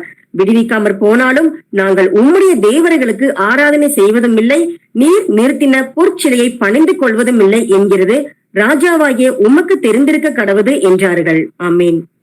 ஆமென். ஷாத்ராக், மேஷாக், ஆபேத்நேகோவுக்கு ஒரு பெரிய சோதனை வருகிறது. ராஜா நேபுகாத் நேச்சர் என்ன பண்றான்? ஒரு சிலையை செஞ்சு வச்சுட்டு இதை வணங்கணும், வணங்காதவர்களை அக்கினி சூளையில போடுவேன்னு சொல்லி சொல்றான். அதற்கு வந்துட்டு ஷாத்ராக், மேஷாக், ஆபேத்நேகோ வந்துட்டு என்ன சொல்றாங்க? இந்த காரியத்தை குறித்து உமக்கு உத்தரவு சொல்ல எங்களுக்கு அவசியம் இல்லை. இந்த ஸ்டேட்மெண்ட்டை மட்டும் கொஞ்சம் கவனிச்சு பாருங்க. ராஜாவே, உனக்கு பதில் சொல்ல வேண்டிய அவசியம் எங்களுக்கு இல்லைன்றாங்க. அப்ப எவ்வளவு ஒரு அசட்டையா அந்த ராஜாவை பேசுறாங்கன்றத கவனிச்சு பாருங்களேன். அந்த ராஜா கிட்ட தான் வேலை பாக்குறாங்க. அவன் சாதாரண ராஜா கிடையாது, ராஜாக்களுக்கு ராஜாவா இருந்தான் அப்படின்றத நம்ம வாசிக்கிறோம். அப்ப அப்படி ஒரு மகா பெரிய ராஜாவா இருந்த நேபுகாத் நேச்சரை நோக்கி இவங்க எல்லா வேலைகள்லையும் கீழ்ப்படிஞ்சுதான் இருந்தாங்க. பட் பாவம் செய்யி அப்படின்னு சொல்லி சொல்லும் பொழுது அவங்களுடைய பக்தி வைராக்கியத்தை கவனிச்சு பாத்தீங்களா? இந்த காரியத்தை குறித்து உமக்கு உத்தரவு சொல்ல எங்களுக்கு அவசியம் இல்லை, இதை பத்தி எல்லாம் உனக்கு பதில் சொல்ல வேண்டிய அவசியம் எங்களுக்கு இல்ல, இருந்தாலும் நாங்க பதில் சொல்றோம். நாங்கள் ஆராதிக்கிற எங்கள் தேவன் எங்களை தப்புவிக்க வல்லவரா இருக்கிறார். அப்ப கர்த்தருடைய மகத்துவங்களை பத்தி இவங்க எடுத்து சொல்றாங்க. இதுதான் பக்தி வைராக்கியம் இல்லைங்களா? அந்த பக்தி வைராக்கியம் எந்த அளவுக்கு இருக்குன்னா, எங்களுடைய உயிரே போனாலும் பரவாயில்லப்பா அப்படின்ற அளவுக்கு நாங்கள் ஆராதிக்கிற எங்கள் தேவன் எங்களை தப்புவிக்க வல்லவரா இருக்கிறார். அவர் எரிகிற அக்கினி சூளைக்கும் ராஜாவாகி உம்முடைய கைக்கும் நீங்களாக்கி எங்களை விடுவிப்பார். விடுவியாமற் போனாலும், இந்த விடுவியாமற் போனாலும் அப்படின்ற வார்த்தையை தான் நம்ம நல்லாவே கவனிக்கணும். எங்கள் கர்த்தர் பெரியவர், அவர் நல்லவர், அவர் நீதிபரர், அவர் இரக்கம் உள்ளவர், அவர் சர்வ வல்லமை உள்ள தேவன் அப்படின்னு சொல்லி இவங்க அவனுக்கு அறிவிச்சுட்டு, அவர் எங்களை விடுவிக்காம போனாலும் நாங்கள் உம்முடைய தேவர்களுக்கு ஆராதனை செய்வதும் இல்லை, நீர் நிறுத்தின பொற்சிலையை பணிந்து கொள்வதும் இல்லை என்கிறது ராஜாவாகி உமக்கு தெரிந்திருக்க கடவுது. நல்லா தெரிஞ்சுக்கப்பா, நீ என்ன பண்ணாலும் நீ வச்ச சிலையை நான் வணங்க மாட்டேன்னு சொல்லி தங்களுடைய ஜீவனையும் பாராமல் இவங்க சொன்ன ஸ்டேட்மெண்ட் இதுதான் பக்தி வைராக்கியத்துக்கு உச்சக்கட்ட ஒரு ஸ்டேட்மெண்டா இருக்கிறது. சோ இந்த அளவுக்கு தான் பக்தி வைராக்கியமா நம்ம இருக்கணும் அப்படின்னு சொல்லி கர்த்தர் நம்மிடம் எதிர்பார்க்கிறார். பக்கத்து வீட்டுக்காரன் கோச்சுக்குவான், சொந்தக்காரன் கோச்சுக்குவான், நண்பர்கள் கோச்சுக்குவாங்க அப்படின்னு சொல்லி மனிதர்களுக்காக காம்ப்ரமைஸ் பண்ணி எத்தனை முறை நம்ம பாவம் பண்ணியிருப்போம் இல்லைங்களா? அவங்க புறஜாதிகள் அவங்க ஃபங்க்ஷனுக்கு வந்துட்டு ஏதாவது ஸ்வீட் கொடுக்கும் பொழுது, இல்ல சத்தியம் தெரியாத கிறிஸ்தவர்கள் வந்துட்டு ஹாப்பி கிறிஸ்மஸ், மெரி கிறிஸ்மஸ் சொல்லும் பொழுது வந்துட்டு ஐயோ அவங்க கோச்சுக்க போறாங்க அப்படின்னு சொல்லிட்டு பதிலுக்கு நம்ம சொல்லி இருந்திருப்போம் இல்லைங்களா? ஆனா பக்தி வைராக்கியம்னாக்க கர்த்தரை பிரியப்படுத்துறதாங்க பக்தி வைராக்கியம். மனுஷனை பிரியப்படுத்துறது பக்தி வைராக்கியம் கிடையாது. பயந்துகிட்டு என் உயிர் போயிருன்னு சொல்லி தன்னை குறித்த ஒரு பயமோ, அவன் என்ன கோச்சுக்குவான்னு சொல்லி மனிதர்களை குறித்த ஒரு பயமோ நமக்கு இருக்கக்கூடாது. அப்ப மத்தவங்களை குறிச்சும் பயம் இல்லாம, ஐயோ எனக்கு ஏதாவது ஆயிரும் சொல்லி தன்னை குறித்த ஒரு பயமும் இல்லாம ஷாத்ராக், மேஷாக், ஆபேத்நேகோ போல இருந்தீங்கன்னு சொன்னாக்க கர்த்தர் உங்களை தப்புவிப்பார் அப்படின்றத நல்லா புரிஞ்சுக்கணும். அவங்களுக்கு தெரியல கர்த்தர் தப்புவிக்க வல்லவர்ன்றது அவங்களுக்கு தெரியுது. ஆனா அந்த சூழ்நிலையில கர்த்தர் தப்புவிப்பாரா இல்லையான்றது வந்துட்டு அவங்களுக்கு தெரியாது. ஆனாலும் அவங்களுடைய பக்தி வைராக்கியத்துக்காக தான் கர்த்தர் அவர்களை தப்புவித்து அவர்களை மேன்மைப்படுத்தினார் அப்படின்றத நம்ம வந்துட்டு வாசிக்கிறோம். இதே மாதிரி கர்த்தர் மேல வந்துட்டு பக்தி வைராக்கியமா இருந்தவங்க நிறைய பரிசுத்தவான்கள் இருக்கிறாங்க. வாசிக்கலாம். 1 ராஜாக்களின் புஸ்தகம் 19ஆம் அதிகாரம் வசனங்கள் 9 முதல் 10 வரை வாசிக்கலாம். 1 Kings 19th chapter verses 9 to 10. அங்கே அவன் ஒரு கெபிக்குள் போய் தங்கினான். இதோ கர்த்தருடைய வார்த்தை அவனுக்கு உண்டாகி அவர், எலியாவே, இங்கே உனக்கு என்ன காரியம் என்றார். அதற்கு அவன், சேனைகளின் தேவனாகிய கர்த்தருக்காக வெகு பக்தி வைராக்கியமாய் இருந்தேன். இஸ்ரவேல் புத்திரர் உமது உடன்படிக்கையை தள்ளிவிட்டார்கள். உம்முடைய பலிபீடங்களை இடித்து உம்முடைய தீர்க்கதரிசிகளை பட்டயத்தினால் கொன்று போட்டார்கள். நான் ஒருவன் மாத்திரம் மீதியா இருக்கிறேன். என் பிராணனையும் வாங்க தேடுகிறார்கள் என்றான். எலியா தீர்க்கதரிசி என்ன செஞ்சானாக்க, அவன் எந்த அளவுக்கு பக்தி வைராக்கியமா இருந்தேன்னு சொல்லி சொல்றான். ஆகாப் ராஜா கொடுமையான ஒரு ஆட்சி பண்ணிட்டு இருக்கிறான் இஸ்ரவேல் தேசத்துல. அவனுடைய மனைவியாகிய ஏசபேல் வந்துட்டு 400 கள்ள தீர்க்கதரிசிகளை அவ வந்துட்டு டெய்லி வந்துட்டு போஷிச்சுக்கிட்டு வந்தான். பட் இந்த 400 கள்ள தீர்க்கதரிசிகளையும் வந்துட்டு கொலை செய்யற அளவுக்கு அவன் வந்துட்டு பக்தி வைராக்கியம் உள்ளவனா வந்துட்டு இருந்தான். எலியாவே, இங்கே உனக்கு என்ன காரியம் அப்படின்னு சொல்லி கர்த்தர் வந்துட்டு கேட்கும் பொழுது எலியா என்ன பதில் சொல்றான்? சேனைகளின் தேவனாகிய கர்த்தருக்காக வெகு பக்தி வைராக்கியம் உள்ளவனா இருந்தேன் அப்படின்னு சொல்லி சொல்றான். அப்ப அந்த அளவுக்கு பக்தி வைராக்கியம் உள்ளவனா இருந்தான். 400 கள்ள தீர்க்கதரிசிகளை ஒத்தையாளா எதிர்க்கிற அளவுக்கு இவனுடைய பக்தி வைராக்கியம் இருந்துச்சு. அவங்க நினைச்சிருந்தாங்கன்னா மாம்சத்துல பிடிச்சு இவனை கொலை பண்ணி இருந்திருக்கலாம். பட் இருந்தாலும் கர்த்தர் தப்பு வைப்பார் அப்படின்ற ஒரு எண்ணத்துல வந்துட்டு 400 கள்ள தீர்க்கதரிசிகளை எதிர்க்கிற அளவுக்கு இவன் மிகவும் பக்தி வைராக்கியம் உள்ளவனா இருந்தான். அப்ப ஷாத்ராக், மேஷாக், ஆபேத்நேகோ போல இந்த எலியா வந்துட்டு தன்னுடைய ஜீவனையும் பாராமல் தான் வந்துட்டு அந்த 400 பேரை எதிர்க்கிறதுக்கு துணிந்தவனா வந்துட்டு இருந்தான். அப்ப இவர்களை போல நாமும் பக்தி வைராக்கியம் உள்ளவர்களா இருக்கணும் தான் கர்த்தர் நம்மிடம் எதிர்பார்க்கிறார். பட் இன்னொருத்தன் இருந்தான், அவனை பத்தி அதிகமா நிறைய பேருக்கு வந்துட்டு தெரியாது. ஒரு சொல்ல போனா ஒரு வாலிபன் தான். அந்த வாலிபனுடைய பக்தி வைராக்கியத்தை கர்த்தர் அந்த அளவுக்கு வந்துட்டு சந்தோஷமாய் வந்துட்டு பேசுகிறார். வாசிக்கலாம். என்ன ஆகுமோ 25ஆம் அதிகாரம் முதல் 5 வசனங்களை மட்டும் வாசிக்கலாம். Numbers chapter 25 verses 1 to 5. இஸ்ரவேல் சித்திமிலே தங்கி இருக்கையில் ஜனங்கள் மோவாவின் குமாரத்திகளோட வேசித்தனம் பண்ண தொடங்கினார்கள். அவர்கள் தங்கள் தேவர்களுக்கு இட்ட பலிகளை விருந்துண்ணும்படி ஜனங்களை அழைத்தார்கள். ஜனங்கள் போய் புசித்து அவர்கள் தேவர்களை பணிந்து கொண்டார்கள். இப்படி இஸ்ரவேலர் பாகால் பேயோரை பற்றி கொண்டார்கள். அதனால் இஸ்ரவேலர் மேல் கர்த்தருடைய கோபம் மூண்டது. கர்த்தர் மோசேயை நோக்கி, கர்த்தருடைய உக்கிரமான கோபம் இஸ்ரவேலை விட்டு நீங்கும்படி நீ ஜனங்களின் தலைவர் எல்லாரையும் கூட்டிக் கொண்டு அப்படி செய்தவர்களை சூரியனுக்கு எதிரே கர்த்தருடைய சன்னிதானத்தில் தூக்கி போடும்படி செய் என்றார். அப்படியே மோசே இஸ்ரவேலின் நியாயாதிபதிகளை நோக்கி, நீங்கள் அவரவர் பாகால் பேயோரை பற்றி கொண்ட உங்கள் மனிதரை கொன்று போடுங்கள் என்றான். ஆமென். ஆமென். இஸ்ரவேல் சீத்தீமிலே தங்கி இருக்கையில் ஒரு பெரிய பாவம் பண்றாங்க. ஜனங்கள் மோவாபின் குமாரத்திகளோட வேசித்தனம் பண்ண தொடங்கினார்கள்.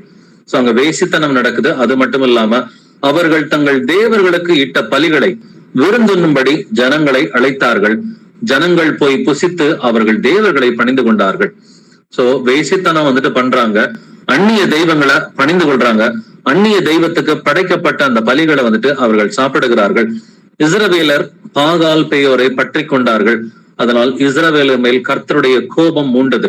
அப்ப இஸ்ரவேல் மக்கள் தப்பு பண்ணிட்டாங்க, கர்த்தருடைய கோபம் மூண்டது. இப்ப கர்த்தர் என்ன சொல்றாரு? யார் யாரெல்லாம் தப்பு பண்ணாங்களோ அவங்களெல்லாம் கொன்று போடுங்கள் அப்படின்னு சொல்லி மோசே கிட்ட சொல்றாரு. அப்ப மோசே இஸ்ரவேலின் நியாயாதிபதிகளை பார்த்து என்ன சொல்றான்? 5வது வசனத்துல, நீங்கள் அவரவர் பாகால் பேயோரை பற்றி கொண்ட உங்கள் மனிதரை கொன்று போடுங்கள். உங்கள் மனிதர்னா என்னங்க அர்த்தம்? உன்னுடைய சொந்தக்காரன், உன் வீட்டுல யாரா இருந்தாலும் பரவாயில்ல, உங்க அப்பாவா இருந்தாலும் பரவாயில்ல, உன் பிள்ளையா இருந்தாலும் பரவாயில்ல, அவர்களை கொலை செய் அப்படின்ற கட்டளை வந்துட்டு மோசேக்கு கொடுக்கப்படுகிறது. இவர்களும் பக்தி வைராக்கியம் உள்ளவர்களா யார் யாரெல்லாம் இருந்தாங்களோ அந்த கட்டளைக்கு அவர்கள் கீழ்ப்படிந்தார்கள் என்பதை நம்ம பாக்குறோம். தொடர்ந்து வாசிக்கலாம். 6வது வசனத்துல இருந்து 9ஆம் வசனம் வரைக்கும் நம்ம வாசிக்கலாம்.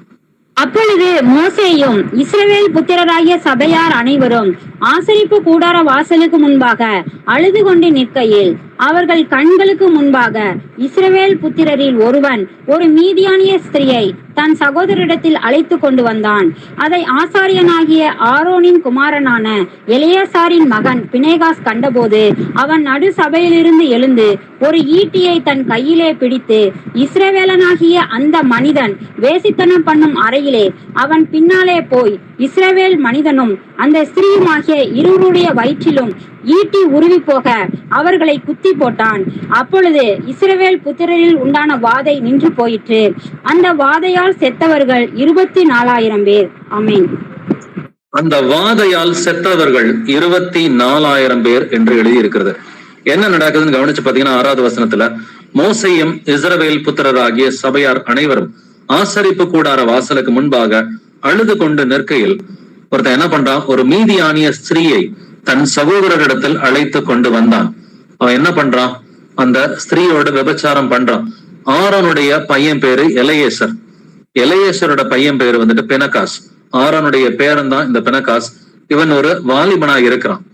இந்த வாலிபன் வந்துட்டு அந்த விபச்சார பாவத்தை கண்டு கர்த்தர் மேல அவனுக்கு அதிகமா பக்தி வைராக்கியம் இருந்துச்சு. பக்தி வைராக்கியம் இருந்ததுனால அவன் நடு சபையிலிருந்து எழுந்து ஒரு ஈட்டியை தன் கையில் பிடித்து அவன் என்ன பண்றான், இஸ்ரவேல் மனிதனும் அந்த ஸ்திரீயும் ஆகிய இருவருடைய வயிற்றிலும் ஈட்டி உருவி போக அவர்களை குத்தி போட்டான். சிம்பிளா சொல்ல போனா 2 கொலை பண்ணிட்டான். ஒரே நேரத்துல 2 கொலை. அப்பொழுது இஸ்ரவேல் புத்திரரில் உண்டான வாதை நின்று போயிற்று. அந்த வாதையால் செத்தவர்கள் 24,000 பேர். சோ இவன் செஞ்ச காரியத்துல ஆரோனுடைய பேரை வந்துட்டு பெனகாஸ் வந்துட்டு அந்த 2 பேரை கொலை பண்ணா. இதுக்கு காரணம் பக்தி வைராக்கியம். இந்த பக்தி வைராக்கியத்தை பத்தி கர்த்தரை வந்துட்டு ரொம்ப மெச்சிக்கிட்டு வந்துட்டு பேசுறாரு. சோ அவன் செஞ்ச அந்த பக்தி வைராக்கியத்தின் காரியத்தினால இது கொலைன்னு சொல்லி இதை வந்துட்டு நம்மளால சொல்ல முடியும். ஆனா கர்த்தர் இதை எப்படி பாக்குறாருன்னா, இது பக்தி வைராக்கியம் அப்படின்னு தான் வந்துட்டு பாக்குறாரு. சோ அவனால நிறைய பேர் பொழைச்சுக்கிட்டாங்க. 24,000 பேரோட நின்னு போயிடுச்சு. அப்படி இல்லைன்னா லட்சக்கணக்கான இஸ்ரவேலர்கள் வந்துட்டு மரிச்சு போயிருந்திருப்பாங்க. அதிகமானோர் மரிக்க கூடாதுன்னு சொல்லி கர்த்தருக்காக ஒரு பக்தி வைராக்கியத்தோட இந்த ஒரு செயலை செய்யறான். அத கர்த்தர் எந்த அளவுக்கு சந்தோஷமாக சொல்கிறார் அப்படின்றதையும் நம்ம வாசிச்சு பார்க்கலாம். 10வது வசனத்துல இருந்து 13வது வசனம் வரைக்கும் வாசிக்கலாம். கர்த்தர் மோசேயை நோக்கி, நான் என் எரிச்சலில் இஸ்ரவேல் புத்திரரை நிர்மூலமாக்காதபடிக்கு ஆசாரியனாகிய ஆரோனின் குமாரனான எலெயாசாரின் மகன் பினேகாஸ் என் நிமித்தம் அவர்கள் நடுவில் பக்தி வைராக்கியம் காண்பித்ததினால் இஸ்ரவேல் புத்திரர் மேல் உண்டான என் உக்கிரத்தை திருப்பினான். ஆகையால் இதோ அவனுக்கு என் சமாதானத்தின் உடன்படிக்கையை கட்டளையிடுகிறேன். அவன் தன் தேவனுக்காக பக்தி வைராக்கியம் காண்பித்து இஸ்ரவேல் புத்திரருக்காக பாவ நிவர்த்தி செய்தபடியினால் அவனுக்கும் அவனுக்கு பின்பு அவன் சந்ததிக்கும் நித்திய ஆசாரிய பட்டத்துக்குரிய உடன்படிக்கை உண்டாயிருக்கும் என்று சொல் என்றார். ஆமீன். கர்த்தருக்கு பக்தி வைராக்கியம் பாராட்டினா கர்த்தர் எவ்வளவு சந்தோஷப்படுறாருன்றதை கவனிச்சு பாருங்க. கர்த்தர் மோசேயை நோக்கி 12வது வசனத்துல பேசுறாரு, நான் என் எரிச்சலில் இஸ்ரவேல் புத்திரரை நிர்மூலம் ஆக்காதபடிக்கு ஆசாரியனாகிய ஆரோனின் குமாரனான எலெயாசாரின் மகன் பெனகாஸ் என் நிமித்தம் அவர்கள் நடுவில் பக்தி வைராக்கியம் காண்பித்ததனால் இஸ்ரவேல் புத்திரர் மேல் உண்டான என் உக்கிரத்தை திருப்பினான். அப்ப கர்த்தருக்கு மிகவும் கோபமாயிருந்தது. பெரிய உக்கிரம் இஸ்ரவேல் மக்கள் மேல வந்துட்டு இருந்தது. ஆனா ஒரே ஒருத்தன், ஒரு வாலிபன் வந்துட்டு கர்த்தருக்காக பக்தி வைராக்கியம் வந்துட்டு பாராட்டுறான். அந்த வாலிபனுடைய அந்த செயல் மூலமா வந்துட்டு கர்த்தருடைய கோபம் வந்துட்டு கம்ப்ளீட்டா தணிஞ்சு போயிடுச்சு. அப்ப இதுதாங்க பக்தி வைராக்கியம் இல்லைங்களா? ஷாத்ராக், மேஷாக், ஆபேத்நேகோ வந்துட்டு அவர்கள் பாராட்டிய பக்தி வைராக்கியம் தங்களுடைய ஜீவனையும் பாராமல் பக்தி வைராக்கியம் பாராட்டினாங்க. பினகாசனுடைய பக்தி வைராக்கியம் வேற மாதிரி இருந்துச்சு. ஆனா இது எல்லாமே கர்த்தருக்கு பிடிச்சிருந்துச்சு. 3 பேர் வந்துட்டு தங்களுடைய உயிரை கொடுக்கறதுக்கு ரெடியா இருந்தாங்க. அது பக்தி வைராக்கியம். ஷாத்ராக், மேஷாக், ஆபேத்நேகோ தங்களுடைய ஜீவனை கர்த்தருக்காக கொடுக்கறதுக்கு ரெடியா இருந்தாங்க. அதுவும் பக்தி வைராக்கியம் தான். எலியா தீர்க்கதரிசி 400 கள்ள தீர்க்கதரிசிகளுக்கு விரோதமாக கர்த்தருக்காக பக்தி வைராக்கியம் பாராட்டினா அதுவும் பக்தி வைராக்கியம் தான். பெனகாஸ் வந்துட்டு பாவம் செய்த 2 பேரை வந்துட்டு கொலை செய்தான். இதுவும் கர்த்தருக்கு பக்தி வைராக்கியம் தான். அதனால கர்த்தர் சொல்றாரு 12வது வசனத்துல, இதோ அவனுக்கு என் சமாதானத்தின் உடன்படிக்கையை கட்டளையிடுகிறேன். யாருக்கு? அந்த வாலிபனுக்கு வந்துட்டு கர்த்தர் வந்துட்டு சமாதானத்தின் உடன்படிக்கையை வந்துட்டு கட்டளையிடுகிறார் அப்படின்றத பாக்குறோம். அவன் தன் தேவனுக்காக பக்தி வைராக்கியம் காண்பித்து இஸ்ரவேல் புத்திரருக்காக பாவ நிவர்த்தி செய்தபடியினால்.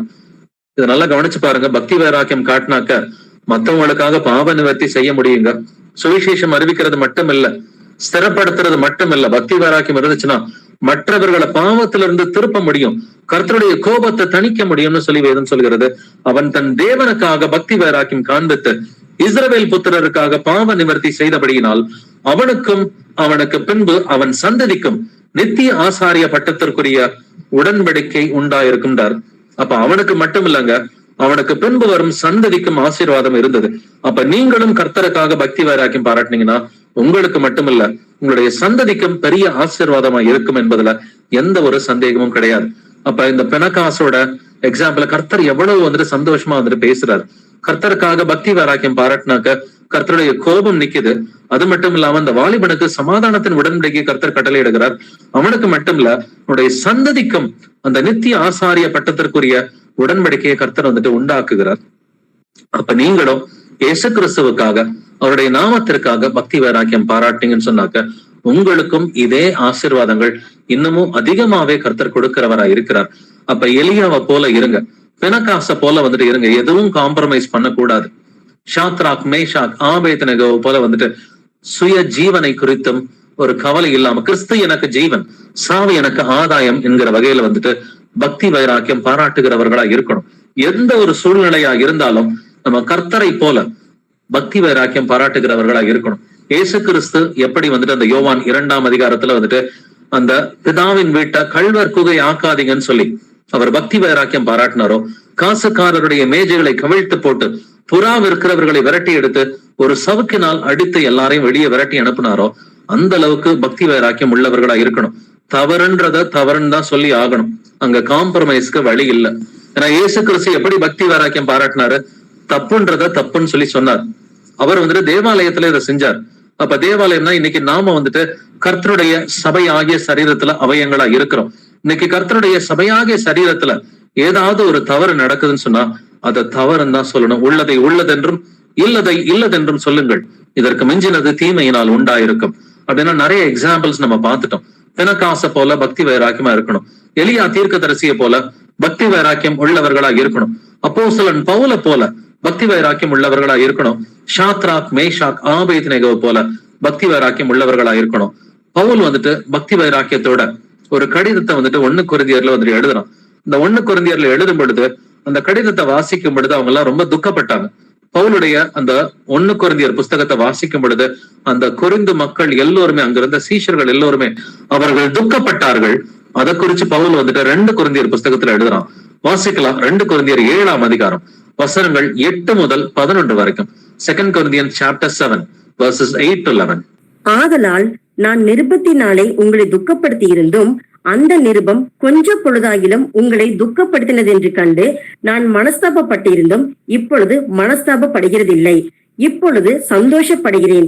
நீங்கள் துக்கப்பட்டதற்காக அல்ல, மனம் திரும்புவதற்கு ஏதுவாக துக்கப்பட்டதற்காகவே சந்தோஷப்படுகிறேன். நீங்கள் ஒன்றிலும் எங்களால் நஷ்டப்படாதபடிக்கு தேவனுக்கேற்ற துக்கம் அடைந்தீர்களே. தேவனுக்கேற்ற துக்கம் பின்பு மனஸ்தாபப்படுகிறதற்கு இடமில்லாமல் ரட்சிப்புக்கு ஏதுவான மனம் திரும்புதலை உண்டாக்குகிறது. லௌகீக துக்கமோ மரணத்தை உண்டாக்குகிறது. பாருங்கள், நீங்கள் தேவனுக்கேற்ற துக்கம் அடைந்ததுண்டே. அது உங்களிடத்தில் எவ்வளவு ஜாக்கிரதையும், குற்றம் தீர எவ்வளவு நியாயம் சொல்லுதலையும், எவ்வளவு வெறுப்பையும், எவ்வளவு பயத்தையும், எவ்வளவு ஆவலையும், எவ்வளவு பக்தி வைராக்கியம், எவ்வளவு கண்டிப்பையும் உண்டாக்கிற்று. இந்த காரியத்திலே நீங்கள் எல்லா விதத்திலும் உங்களை சுத்தவான்கள் என்று விளங்க பண்ணினீர்கள். ஆமேன். ஆமேன். நான் நிருபத்தினாலே உங்களை துக்கப்படுத்தி இருந்தோம். என்ன பவுல் நிருபத்தினால துக்கப்படுத்தி இருந்தாரு? அந்த 1 கொரிந்தியர் நீங்க வாசிக்கும் பொழுது 5ஆம் அதிகாரத்துல அந்த கொரிந்து சபையில இருக்கிற ஒருவன் வந்துட்டு விபச்சாரம் செய்தான் அப்படின்றத வந்துட்டு பவுல் வந்துட்டு கேள்விப்பட்டு அந்த விபச்சாரம் செய்தவனை சபையிலிருந்து வெளியே தள்ளணும்னு சொல்லி அவர் ஒரு தீர்மானம் பண்ணி எழுதுறார். இந்த சபையிலிருந்து அவனை வெளியில தள்ளணுன்றது சபையாருக்கு பெரிய துக்கமா தான் வந்துட்டு இருந்துச்சு. பவுல் அந்த துக்கத்தை பத்தி தான் வந்துட்டு இங்க 2 கொரிந்தியர் புஸ்தகத்துல வந்துட்டு எழுதுறான். இப்பொழுது சந்தோஷப்படுகிறேன் அப்படின்னு சொல்லி சொல்றான். நான் உங்களை துக்கப்படுத்தினேன், உண்மைதான். இப்பொழுது சந்தோஷப்படுகிறேன். நீங்கள் துக்கப்பட்டதற்காக அல்ல, மனம் திரும்புகிறதற்கு ஏதுவாக துக்கப்பட்டதற்காகவே சந்தோஷப்படுகிறேன். நீங்க என்னுடைய லெட்டரை வாசிச்சீங்க, நீங்க துக்கப்பட்டீங்க, உண்மைதான். பட் அந்த துக்கம் வந்துட்டு லௌகீக துக்கம் கிடையாது, மனம் திரும்புதலை உண்டாக்குகிற தேவனுக்கு ஏற்ற துக்கமா இருக்குது.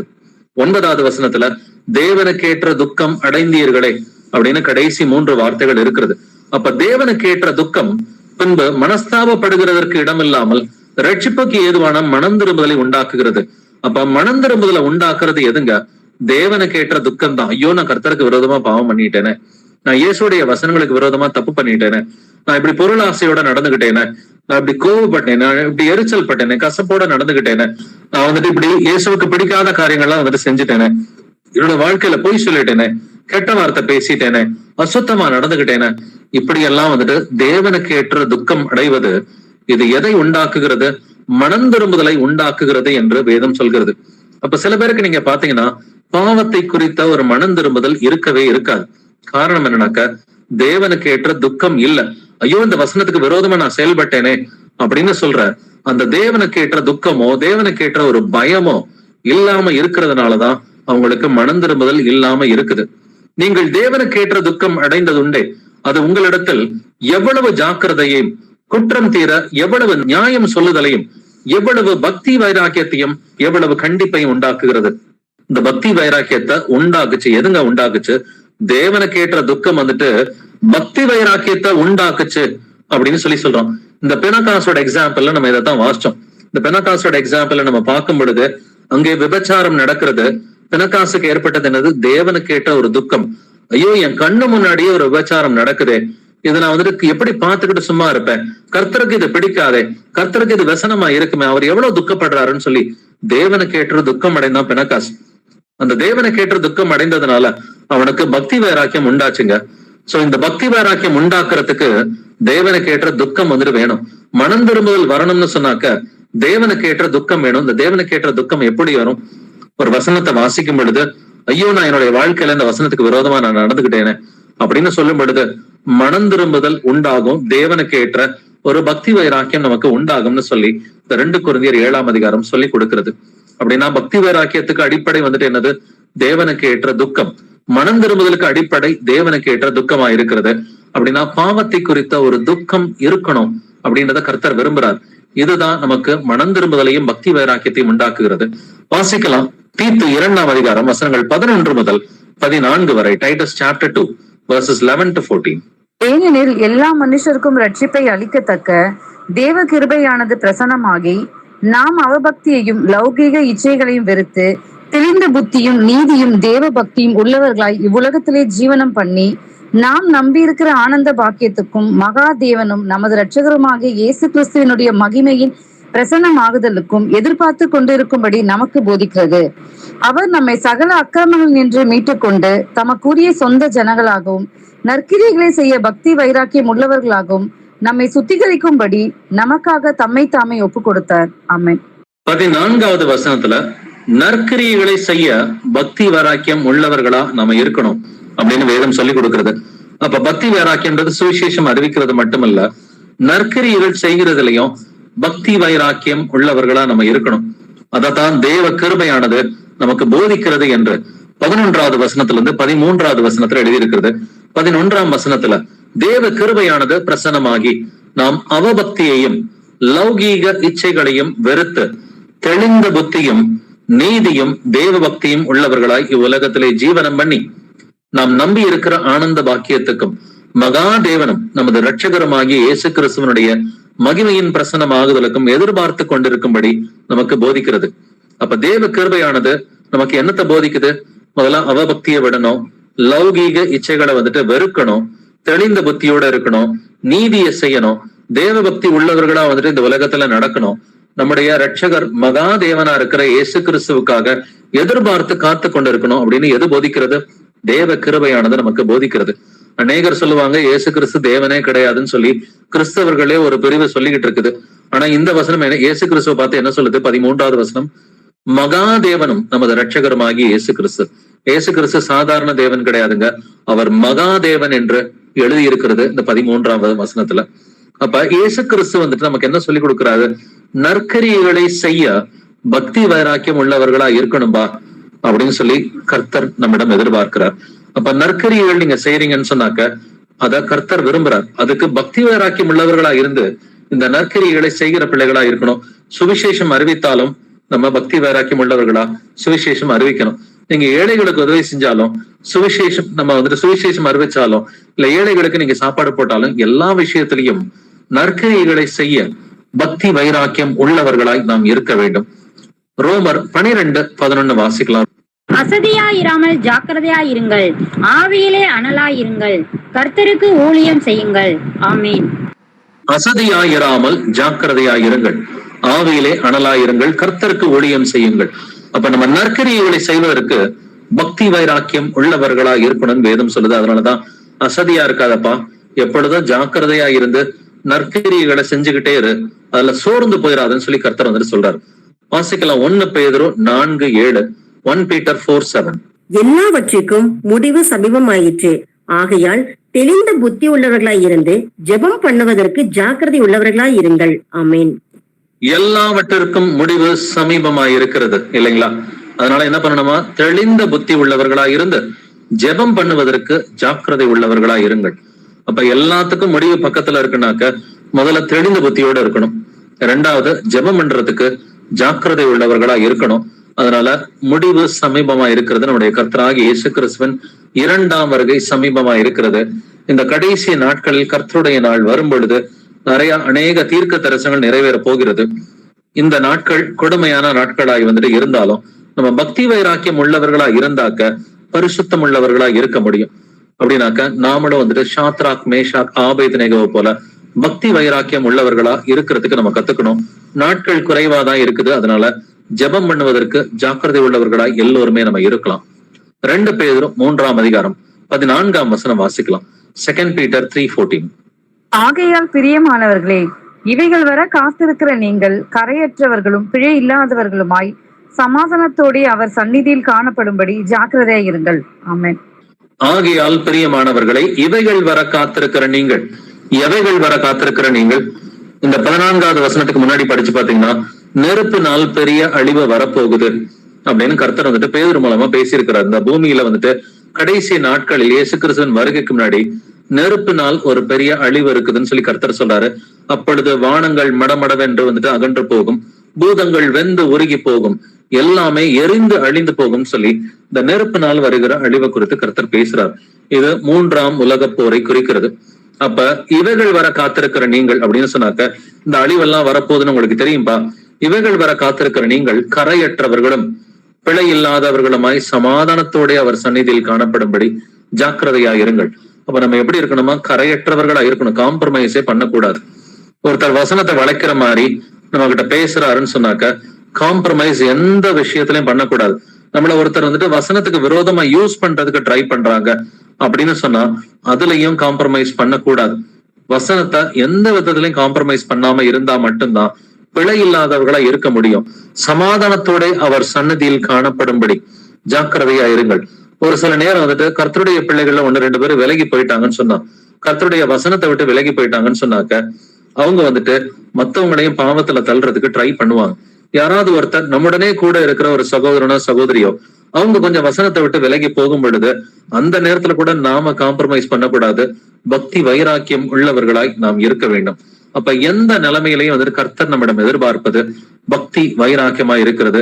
இயேசு கிறிஸ்து எப்படி அந்த யோவான் 2ஆம் அதிகாரத்துல நம்ம வாசிச்சது போல அவர் வந்துட்டு கயிற்றினால் ஒரு சவுக்கை உண்டு பண்ணி, சவுக்குன்னு சொன்னாக்க சாட்டை அப்படின்னு சொன்னாக்க இது மாம்சத்துல இது ஒரு பெரம்பா வந்துட்டு இருக்கலாம். பட் ஆவிக்குரிய இதுல இது தேவனுடைய வார்த்தையாக இருக்கிறது. கடிஞ்சுக்கணும்னு சொன்னாக்க வசனத்தை வச்சு நம்ம கடிஞ்சுக்கலாம். நமக்கு இயேசு கிறிஸ்து செஞ்சது போல செய்யறதுக்கு நமக்கு அதிகாரம் இல்லை. நாம கடிந்து கொள்வதற்கு கர்த்தர் நமக்கு வசனத்தை கொடுத்திருக்கிறார்.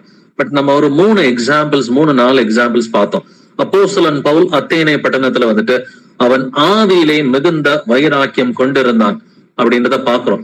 அப்ப பவுலை போல ஆவியிலே வைராக்கியம் உள்ளவர்களா இருந்தாக்க நம்மளால வந்துட்டு புறஜாதிகளுக்கு கூட சுவிசேஷம் அறிவிக்க முடியும்.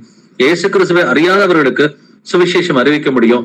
அதே போல பவுலை போல வைராக்கியம் உள்ளவர்களா நம்ம இருந்தோம்னு சொன்னாக்க ஏற்கனவே சுவிசேஷம் அறிந்தவர்களை கற்புள்ள கண்ணியாக இயேசு கிறிஸ்து என்னும் ஒரே புருஷனுக்கு முன்பாக நியமிக்க முடியும். சோ யாருக்கு வேணா சுவிசேஷம் அறிவிக்க முடியும். அது வந்துட்டு புறஜாதிகளா இருக்கலாம், இல்ல இயேசு கிறிஸ்துவை அதிகமா அறியாத கிறிஸ்தவர்களா வந்துட்டு இருக்கலாம், இல்ல இயேசு கிறிஸ்துவை நன்கு அறிந்த கிறிஸ்தவர்களா இருந்தாலும் அவர்களையும் பரிசுத்தமாக மாற்றி இயேசு கிறிஸ்துவுக்கு முன்னாடி பிழை இல்லாதவர்களா நிறுத்த முடியும். பட் கசப்பான வைராக்கியம் என்றும் வேதம் சொல்கிறது. இந்த கசப்பான வைராக்கியம் உள்ளவர்களா நம்ம இருக்கக்கூடாது. அது பேய்த்தனமானது என்று எழுதி இருக்கிறது. வசனத்தை காம்ப்ரமைஸ் பண்ணாம வாழ்வதான் கர்த்தர் விரும்புறாரு. ஏன்னா கடைசி நாட்களிலே லவோதிக்கா சபை இருக்கும், அது குளிரும் இல்லாம அனலும் இல்லாம இருக்கும். கர்த்தர் வாந்தி பண்ணி போடுவேன்னு சொல்லி சொல்றார். அதனால நம்ம ஷாத்ராக் மேஷாக் ஆபேத்நேகோ போல ஜீவனையும் பாராமல் வந்துட்டு பக்தி வைராக்கியம் பாராட்டுகிறவர்களா இருக்க வேணும். அதே போல 1 ராஜாக்கள் 19ஆம் அதிகாரத்துல வாசிச்சது போல எலியாவை போல பக்தி வைராக்கியம் உள்ளவர்களா இருக்கணும். என்னாகமம் 25ஆம் அதிகாரத்துல பெனகாச பத்தி கர்த்தரை வந்துட்டு ரொம்ப வந்துட்டு சந்தோஷமாய் பேசுகிறார். பெனகாச போல வந்துட்டு பக்தி வைராக்கியம் உள்ளவர்களா இருக்கணும். பெனகாசை பார்த்து கர்த்தர் வந்துட்டு சொல்றாரு, என் உடன்படிக்கையை அவனுக்காக நான் ஏற்படுத்துகிறேன், அவனுக்கு என் சமாதானத்தின் உடன்படிக்கையை நான் கட்டளையிடுகிறேன், அவனுக்கு மட்டும் இல்ல அவனுக்கு பின்பு வரும் அவன் சந்ததிக்கும் நித்திய ஆசாரிய பட்டத்தை நான் கொடுக்கிறேன்னு சொல்லி அவனுடைய பக்தி வைராக்கியத்துக்காக அவனுக்கும் பெரிய ஆசீர்வாதம், அவனுடைய சந்ததிக்கும் பெரிய ஆசீர்வாதம், கர்த்தர் கோபத்தை தணித்து கொண்டார் அப்படின்றத பாக்குறோம். இப்படி பவுல போல, ஷாத்ராக் மேஷாக் ஆபேத்நேகோவை போல வந்துட்டு, நம்ம எலியா தீர்க்கதரிசிய போல, பினகாச போல எப்பொழுதும் கர்த்தர் வரும் மட்டும் பக்தி வைராக்கியம் உள்ளவர்களாக இருந்து கர்த்தரை நாம் பிரியப்படுத்துவோம். Praise Lord brothers and sisters.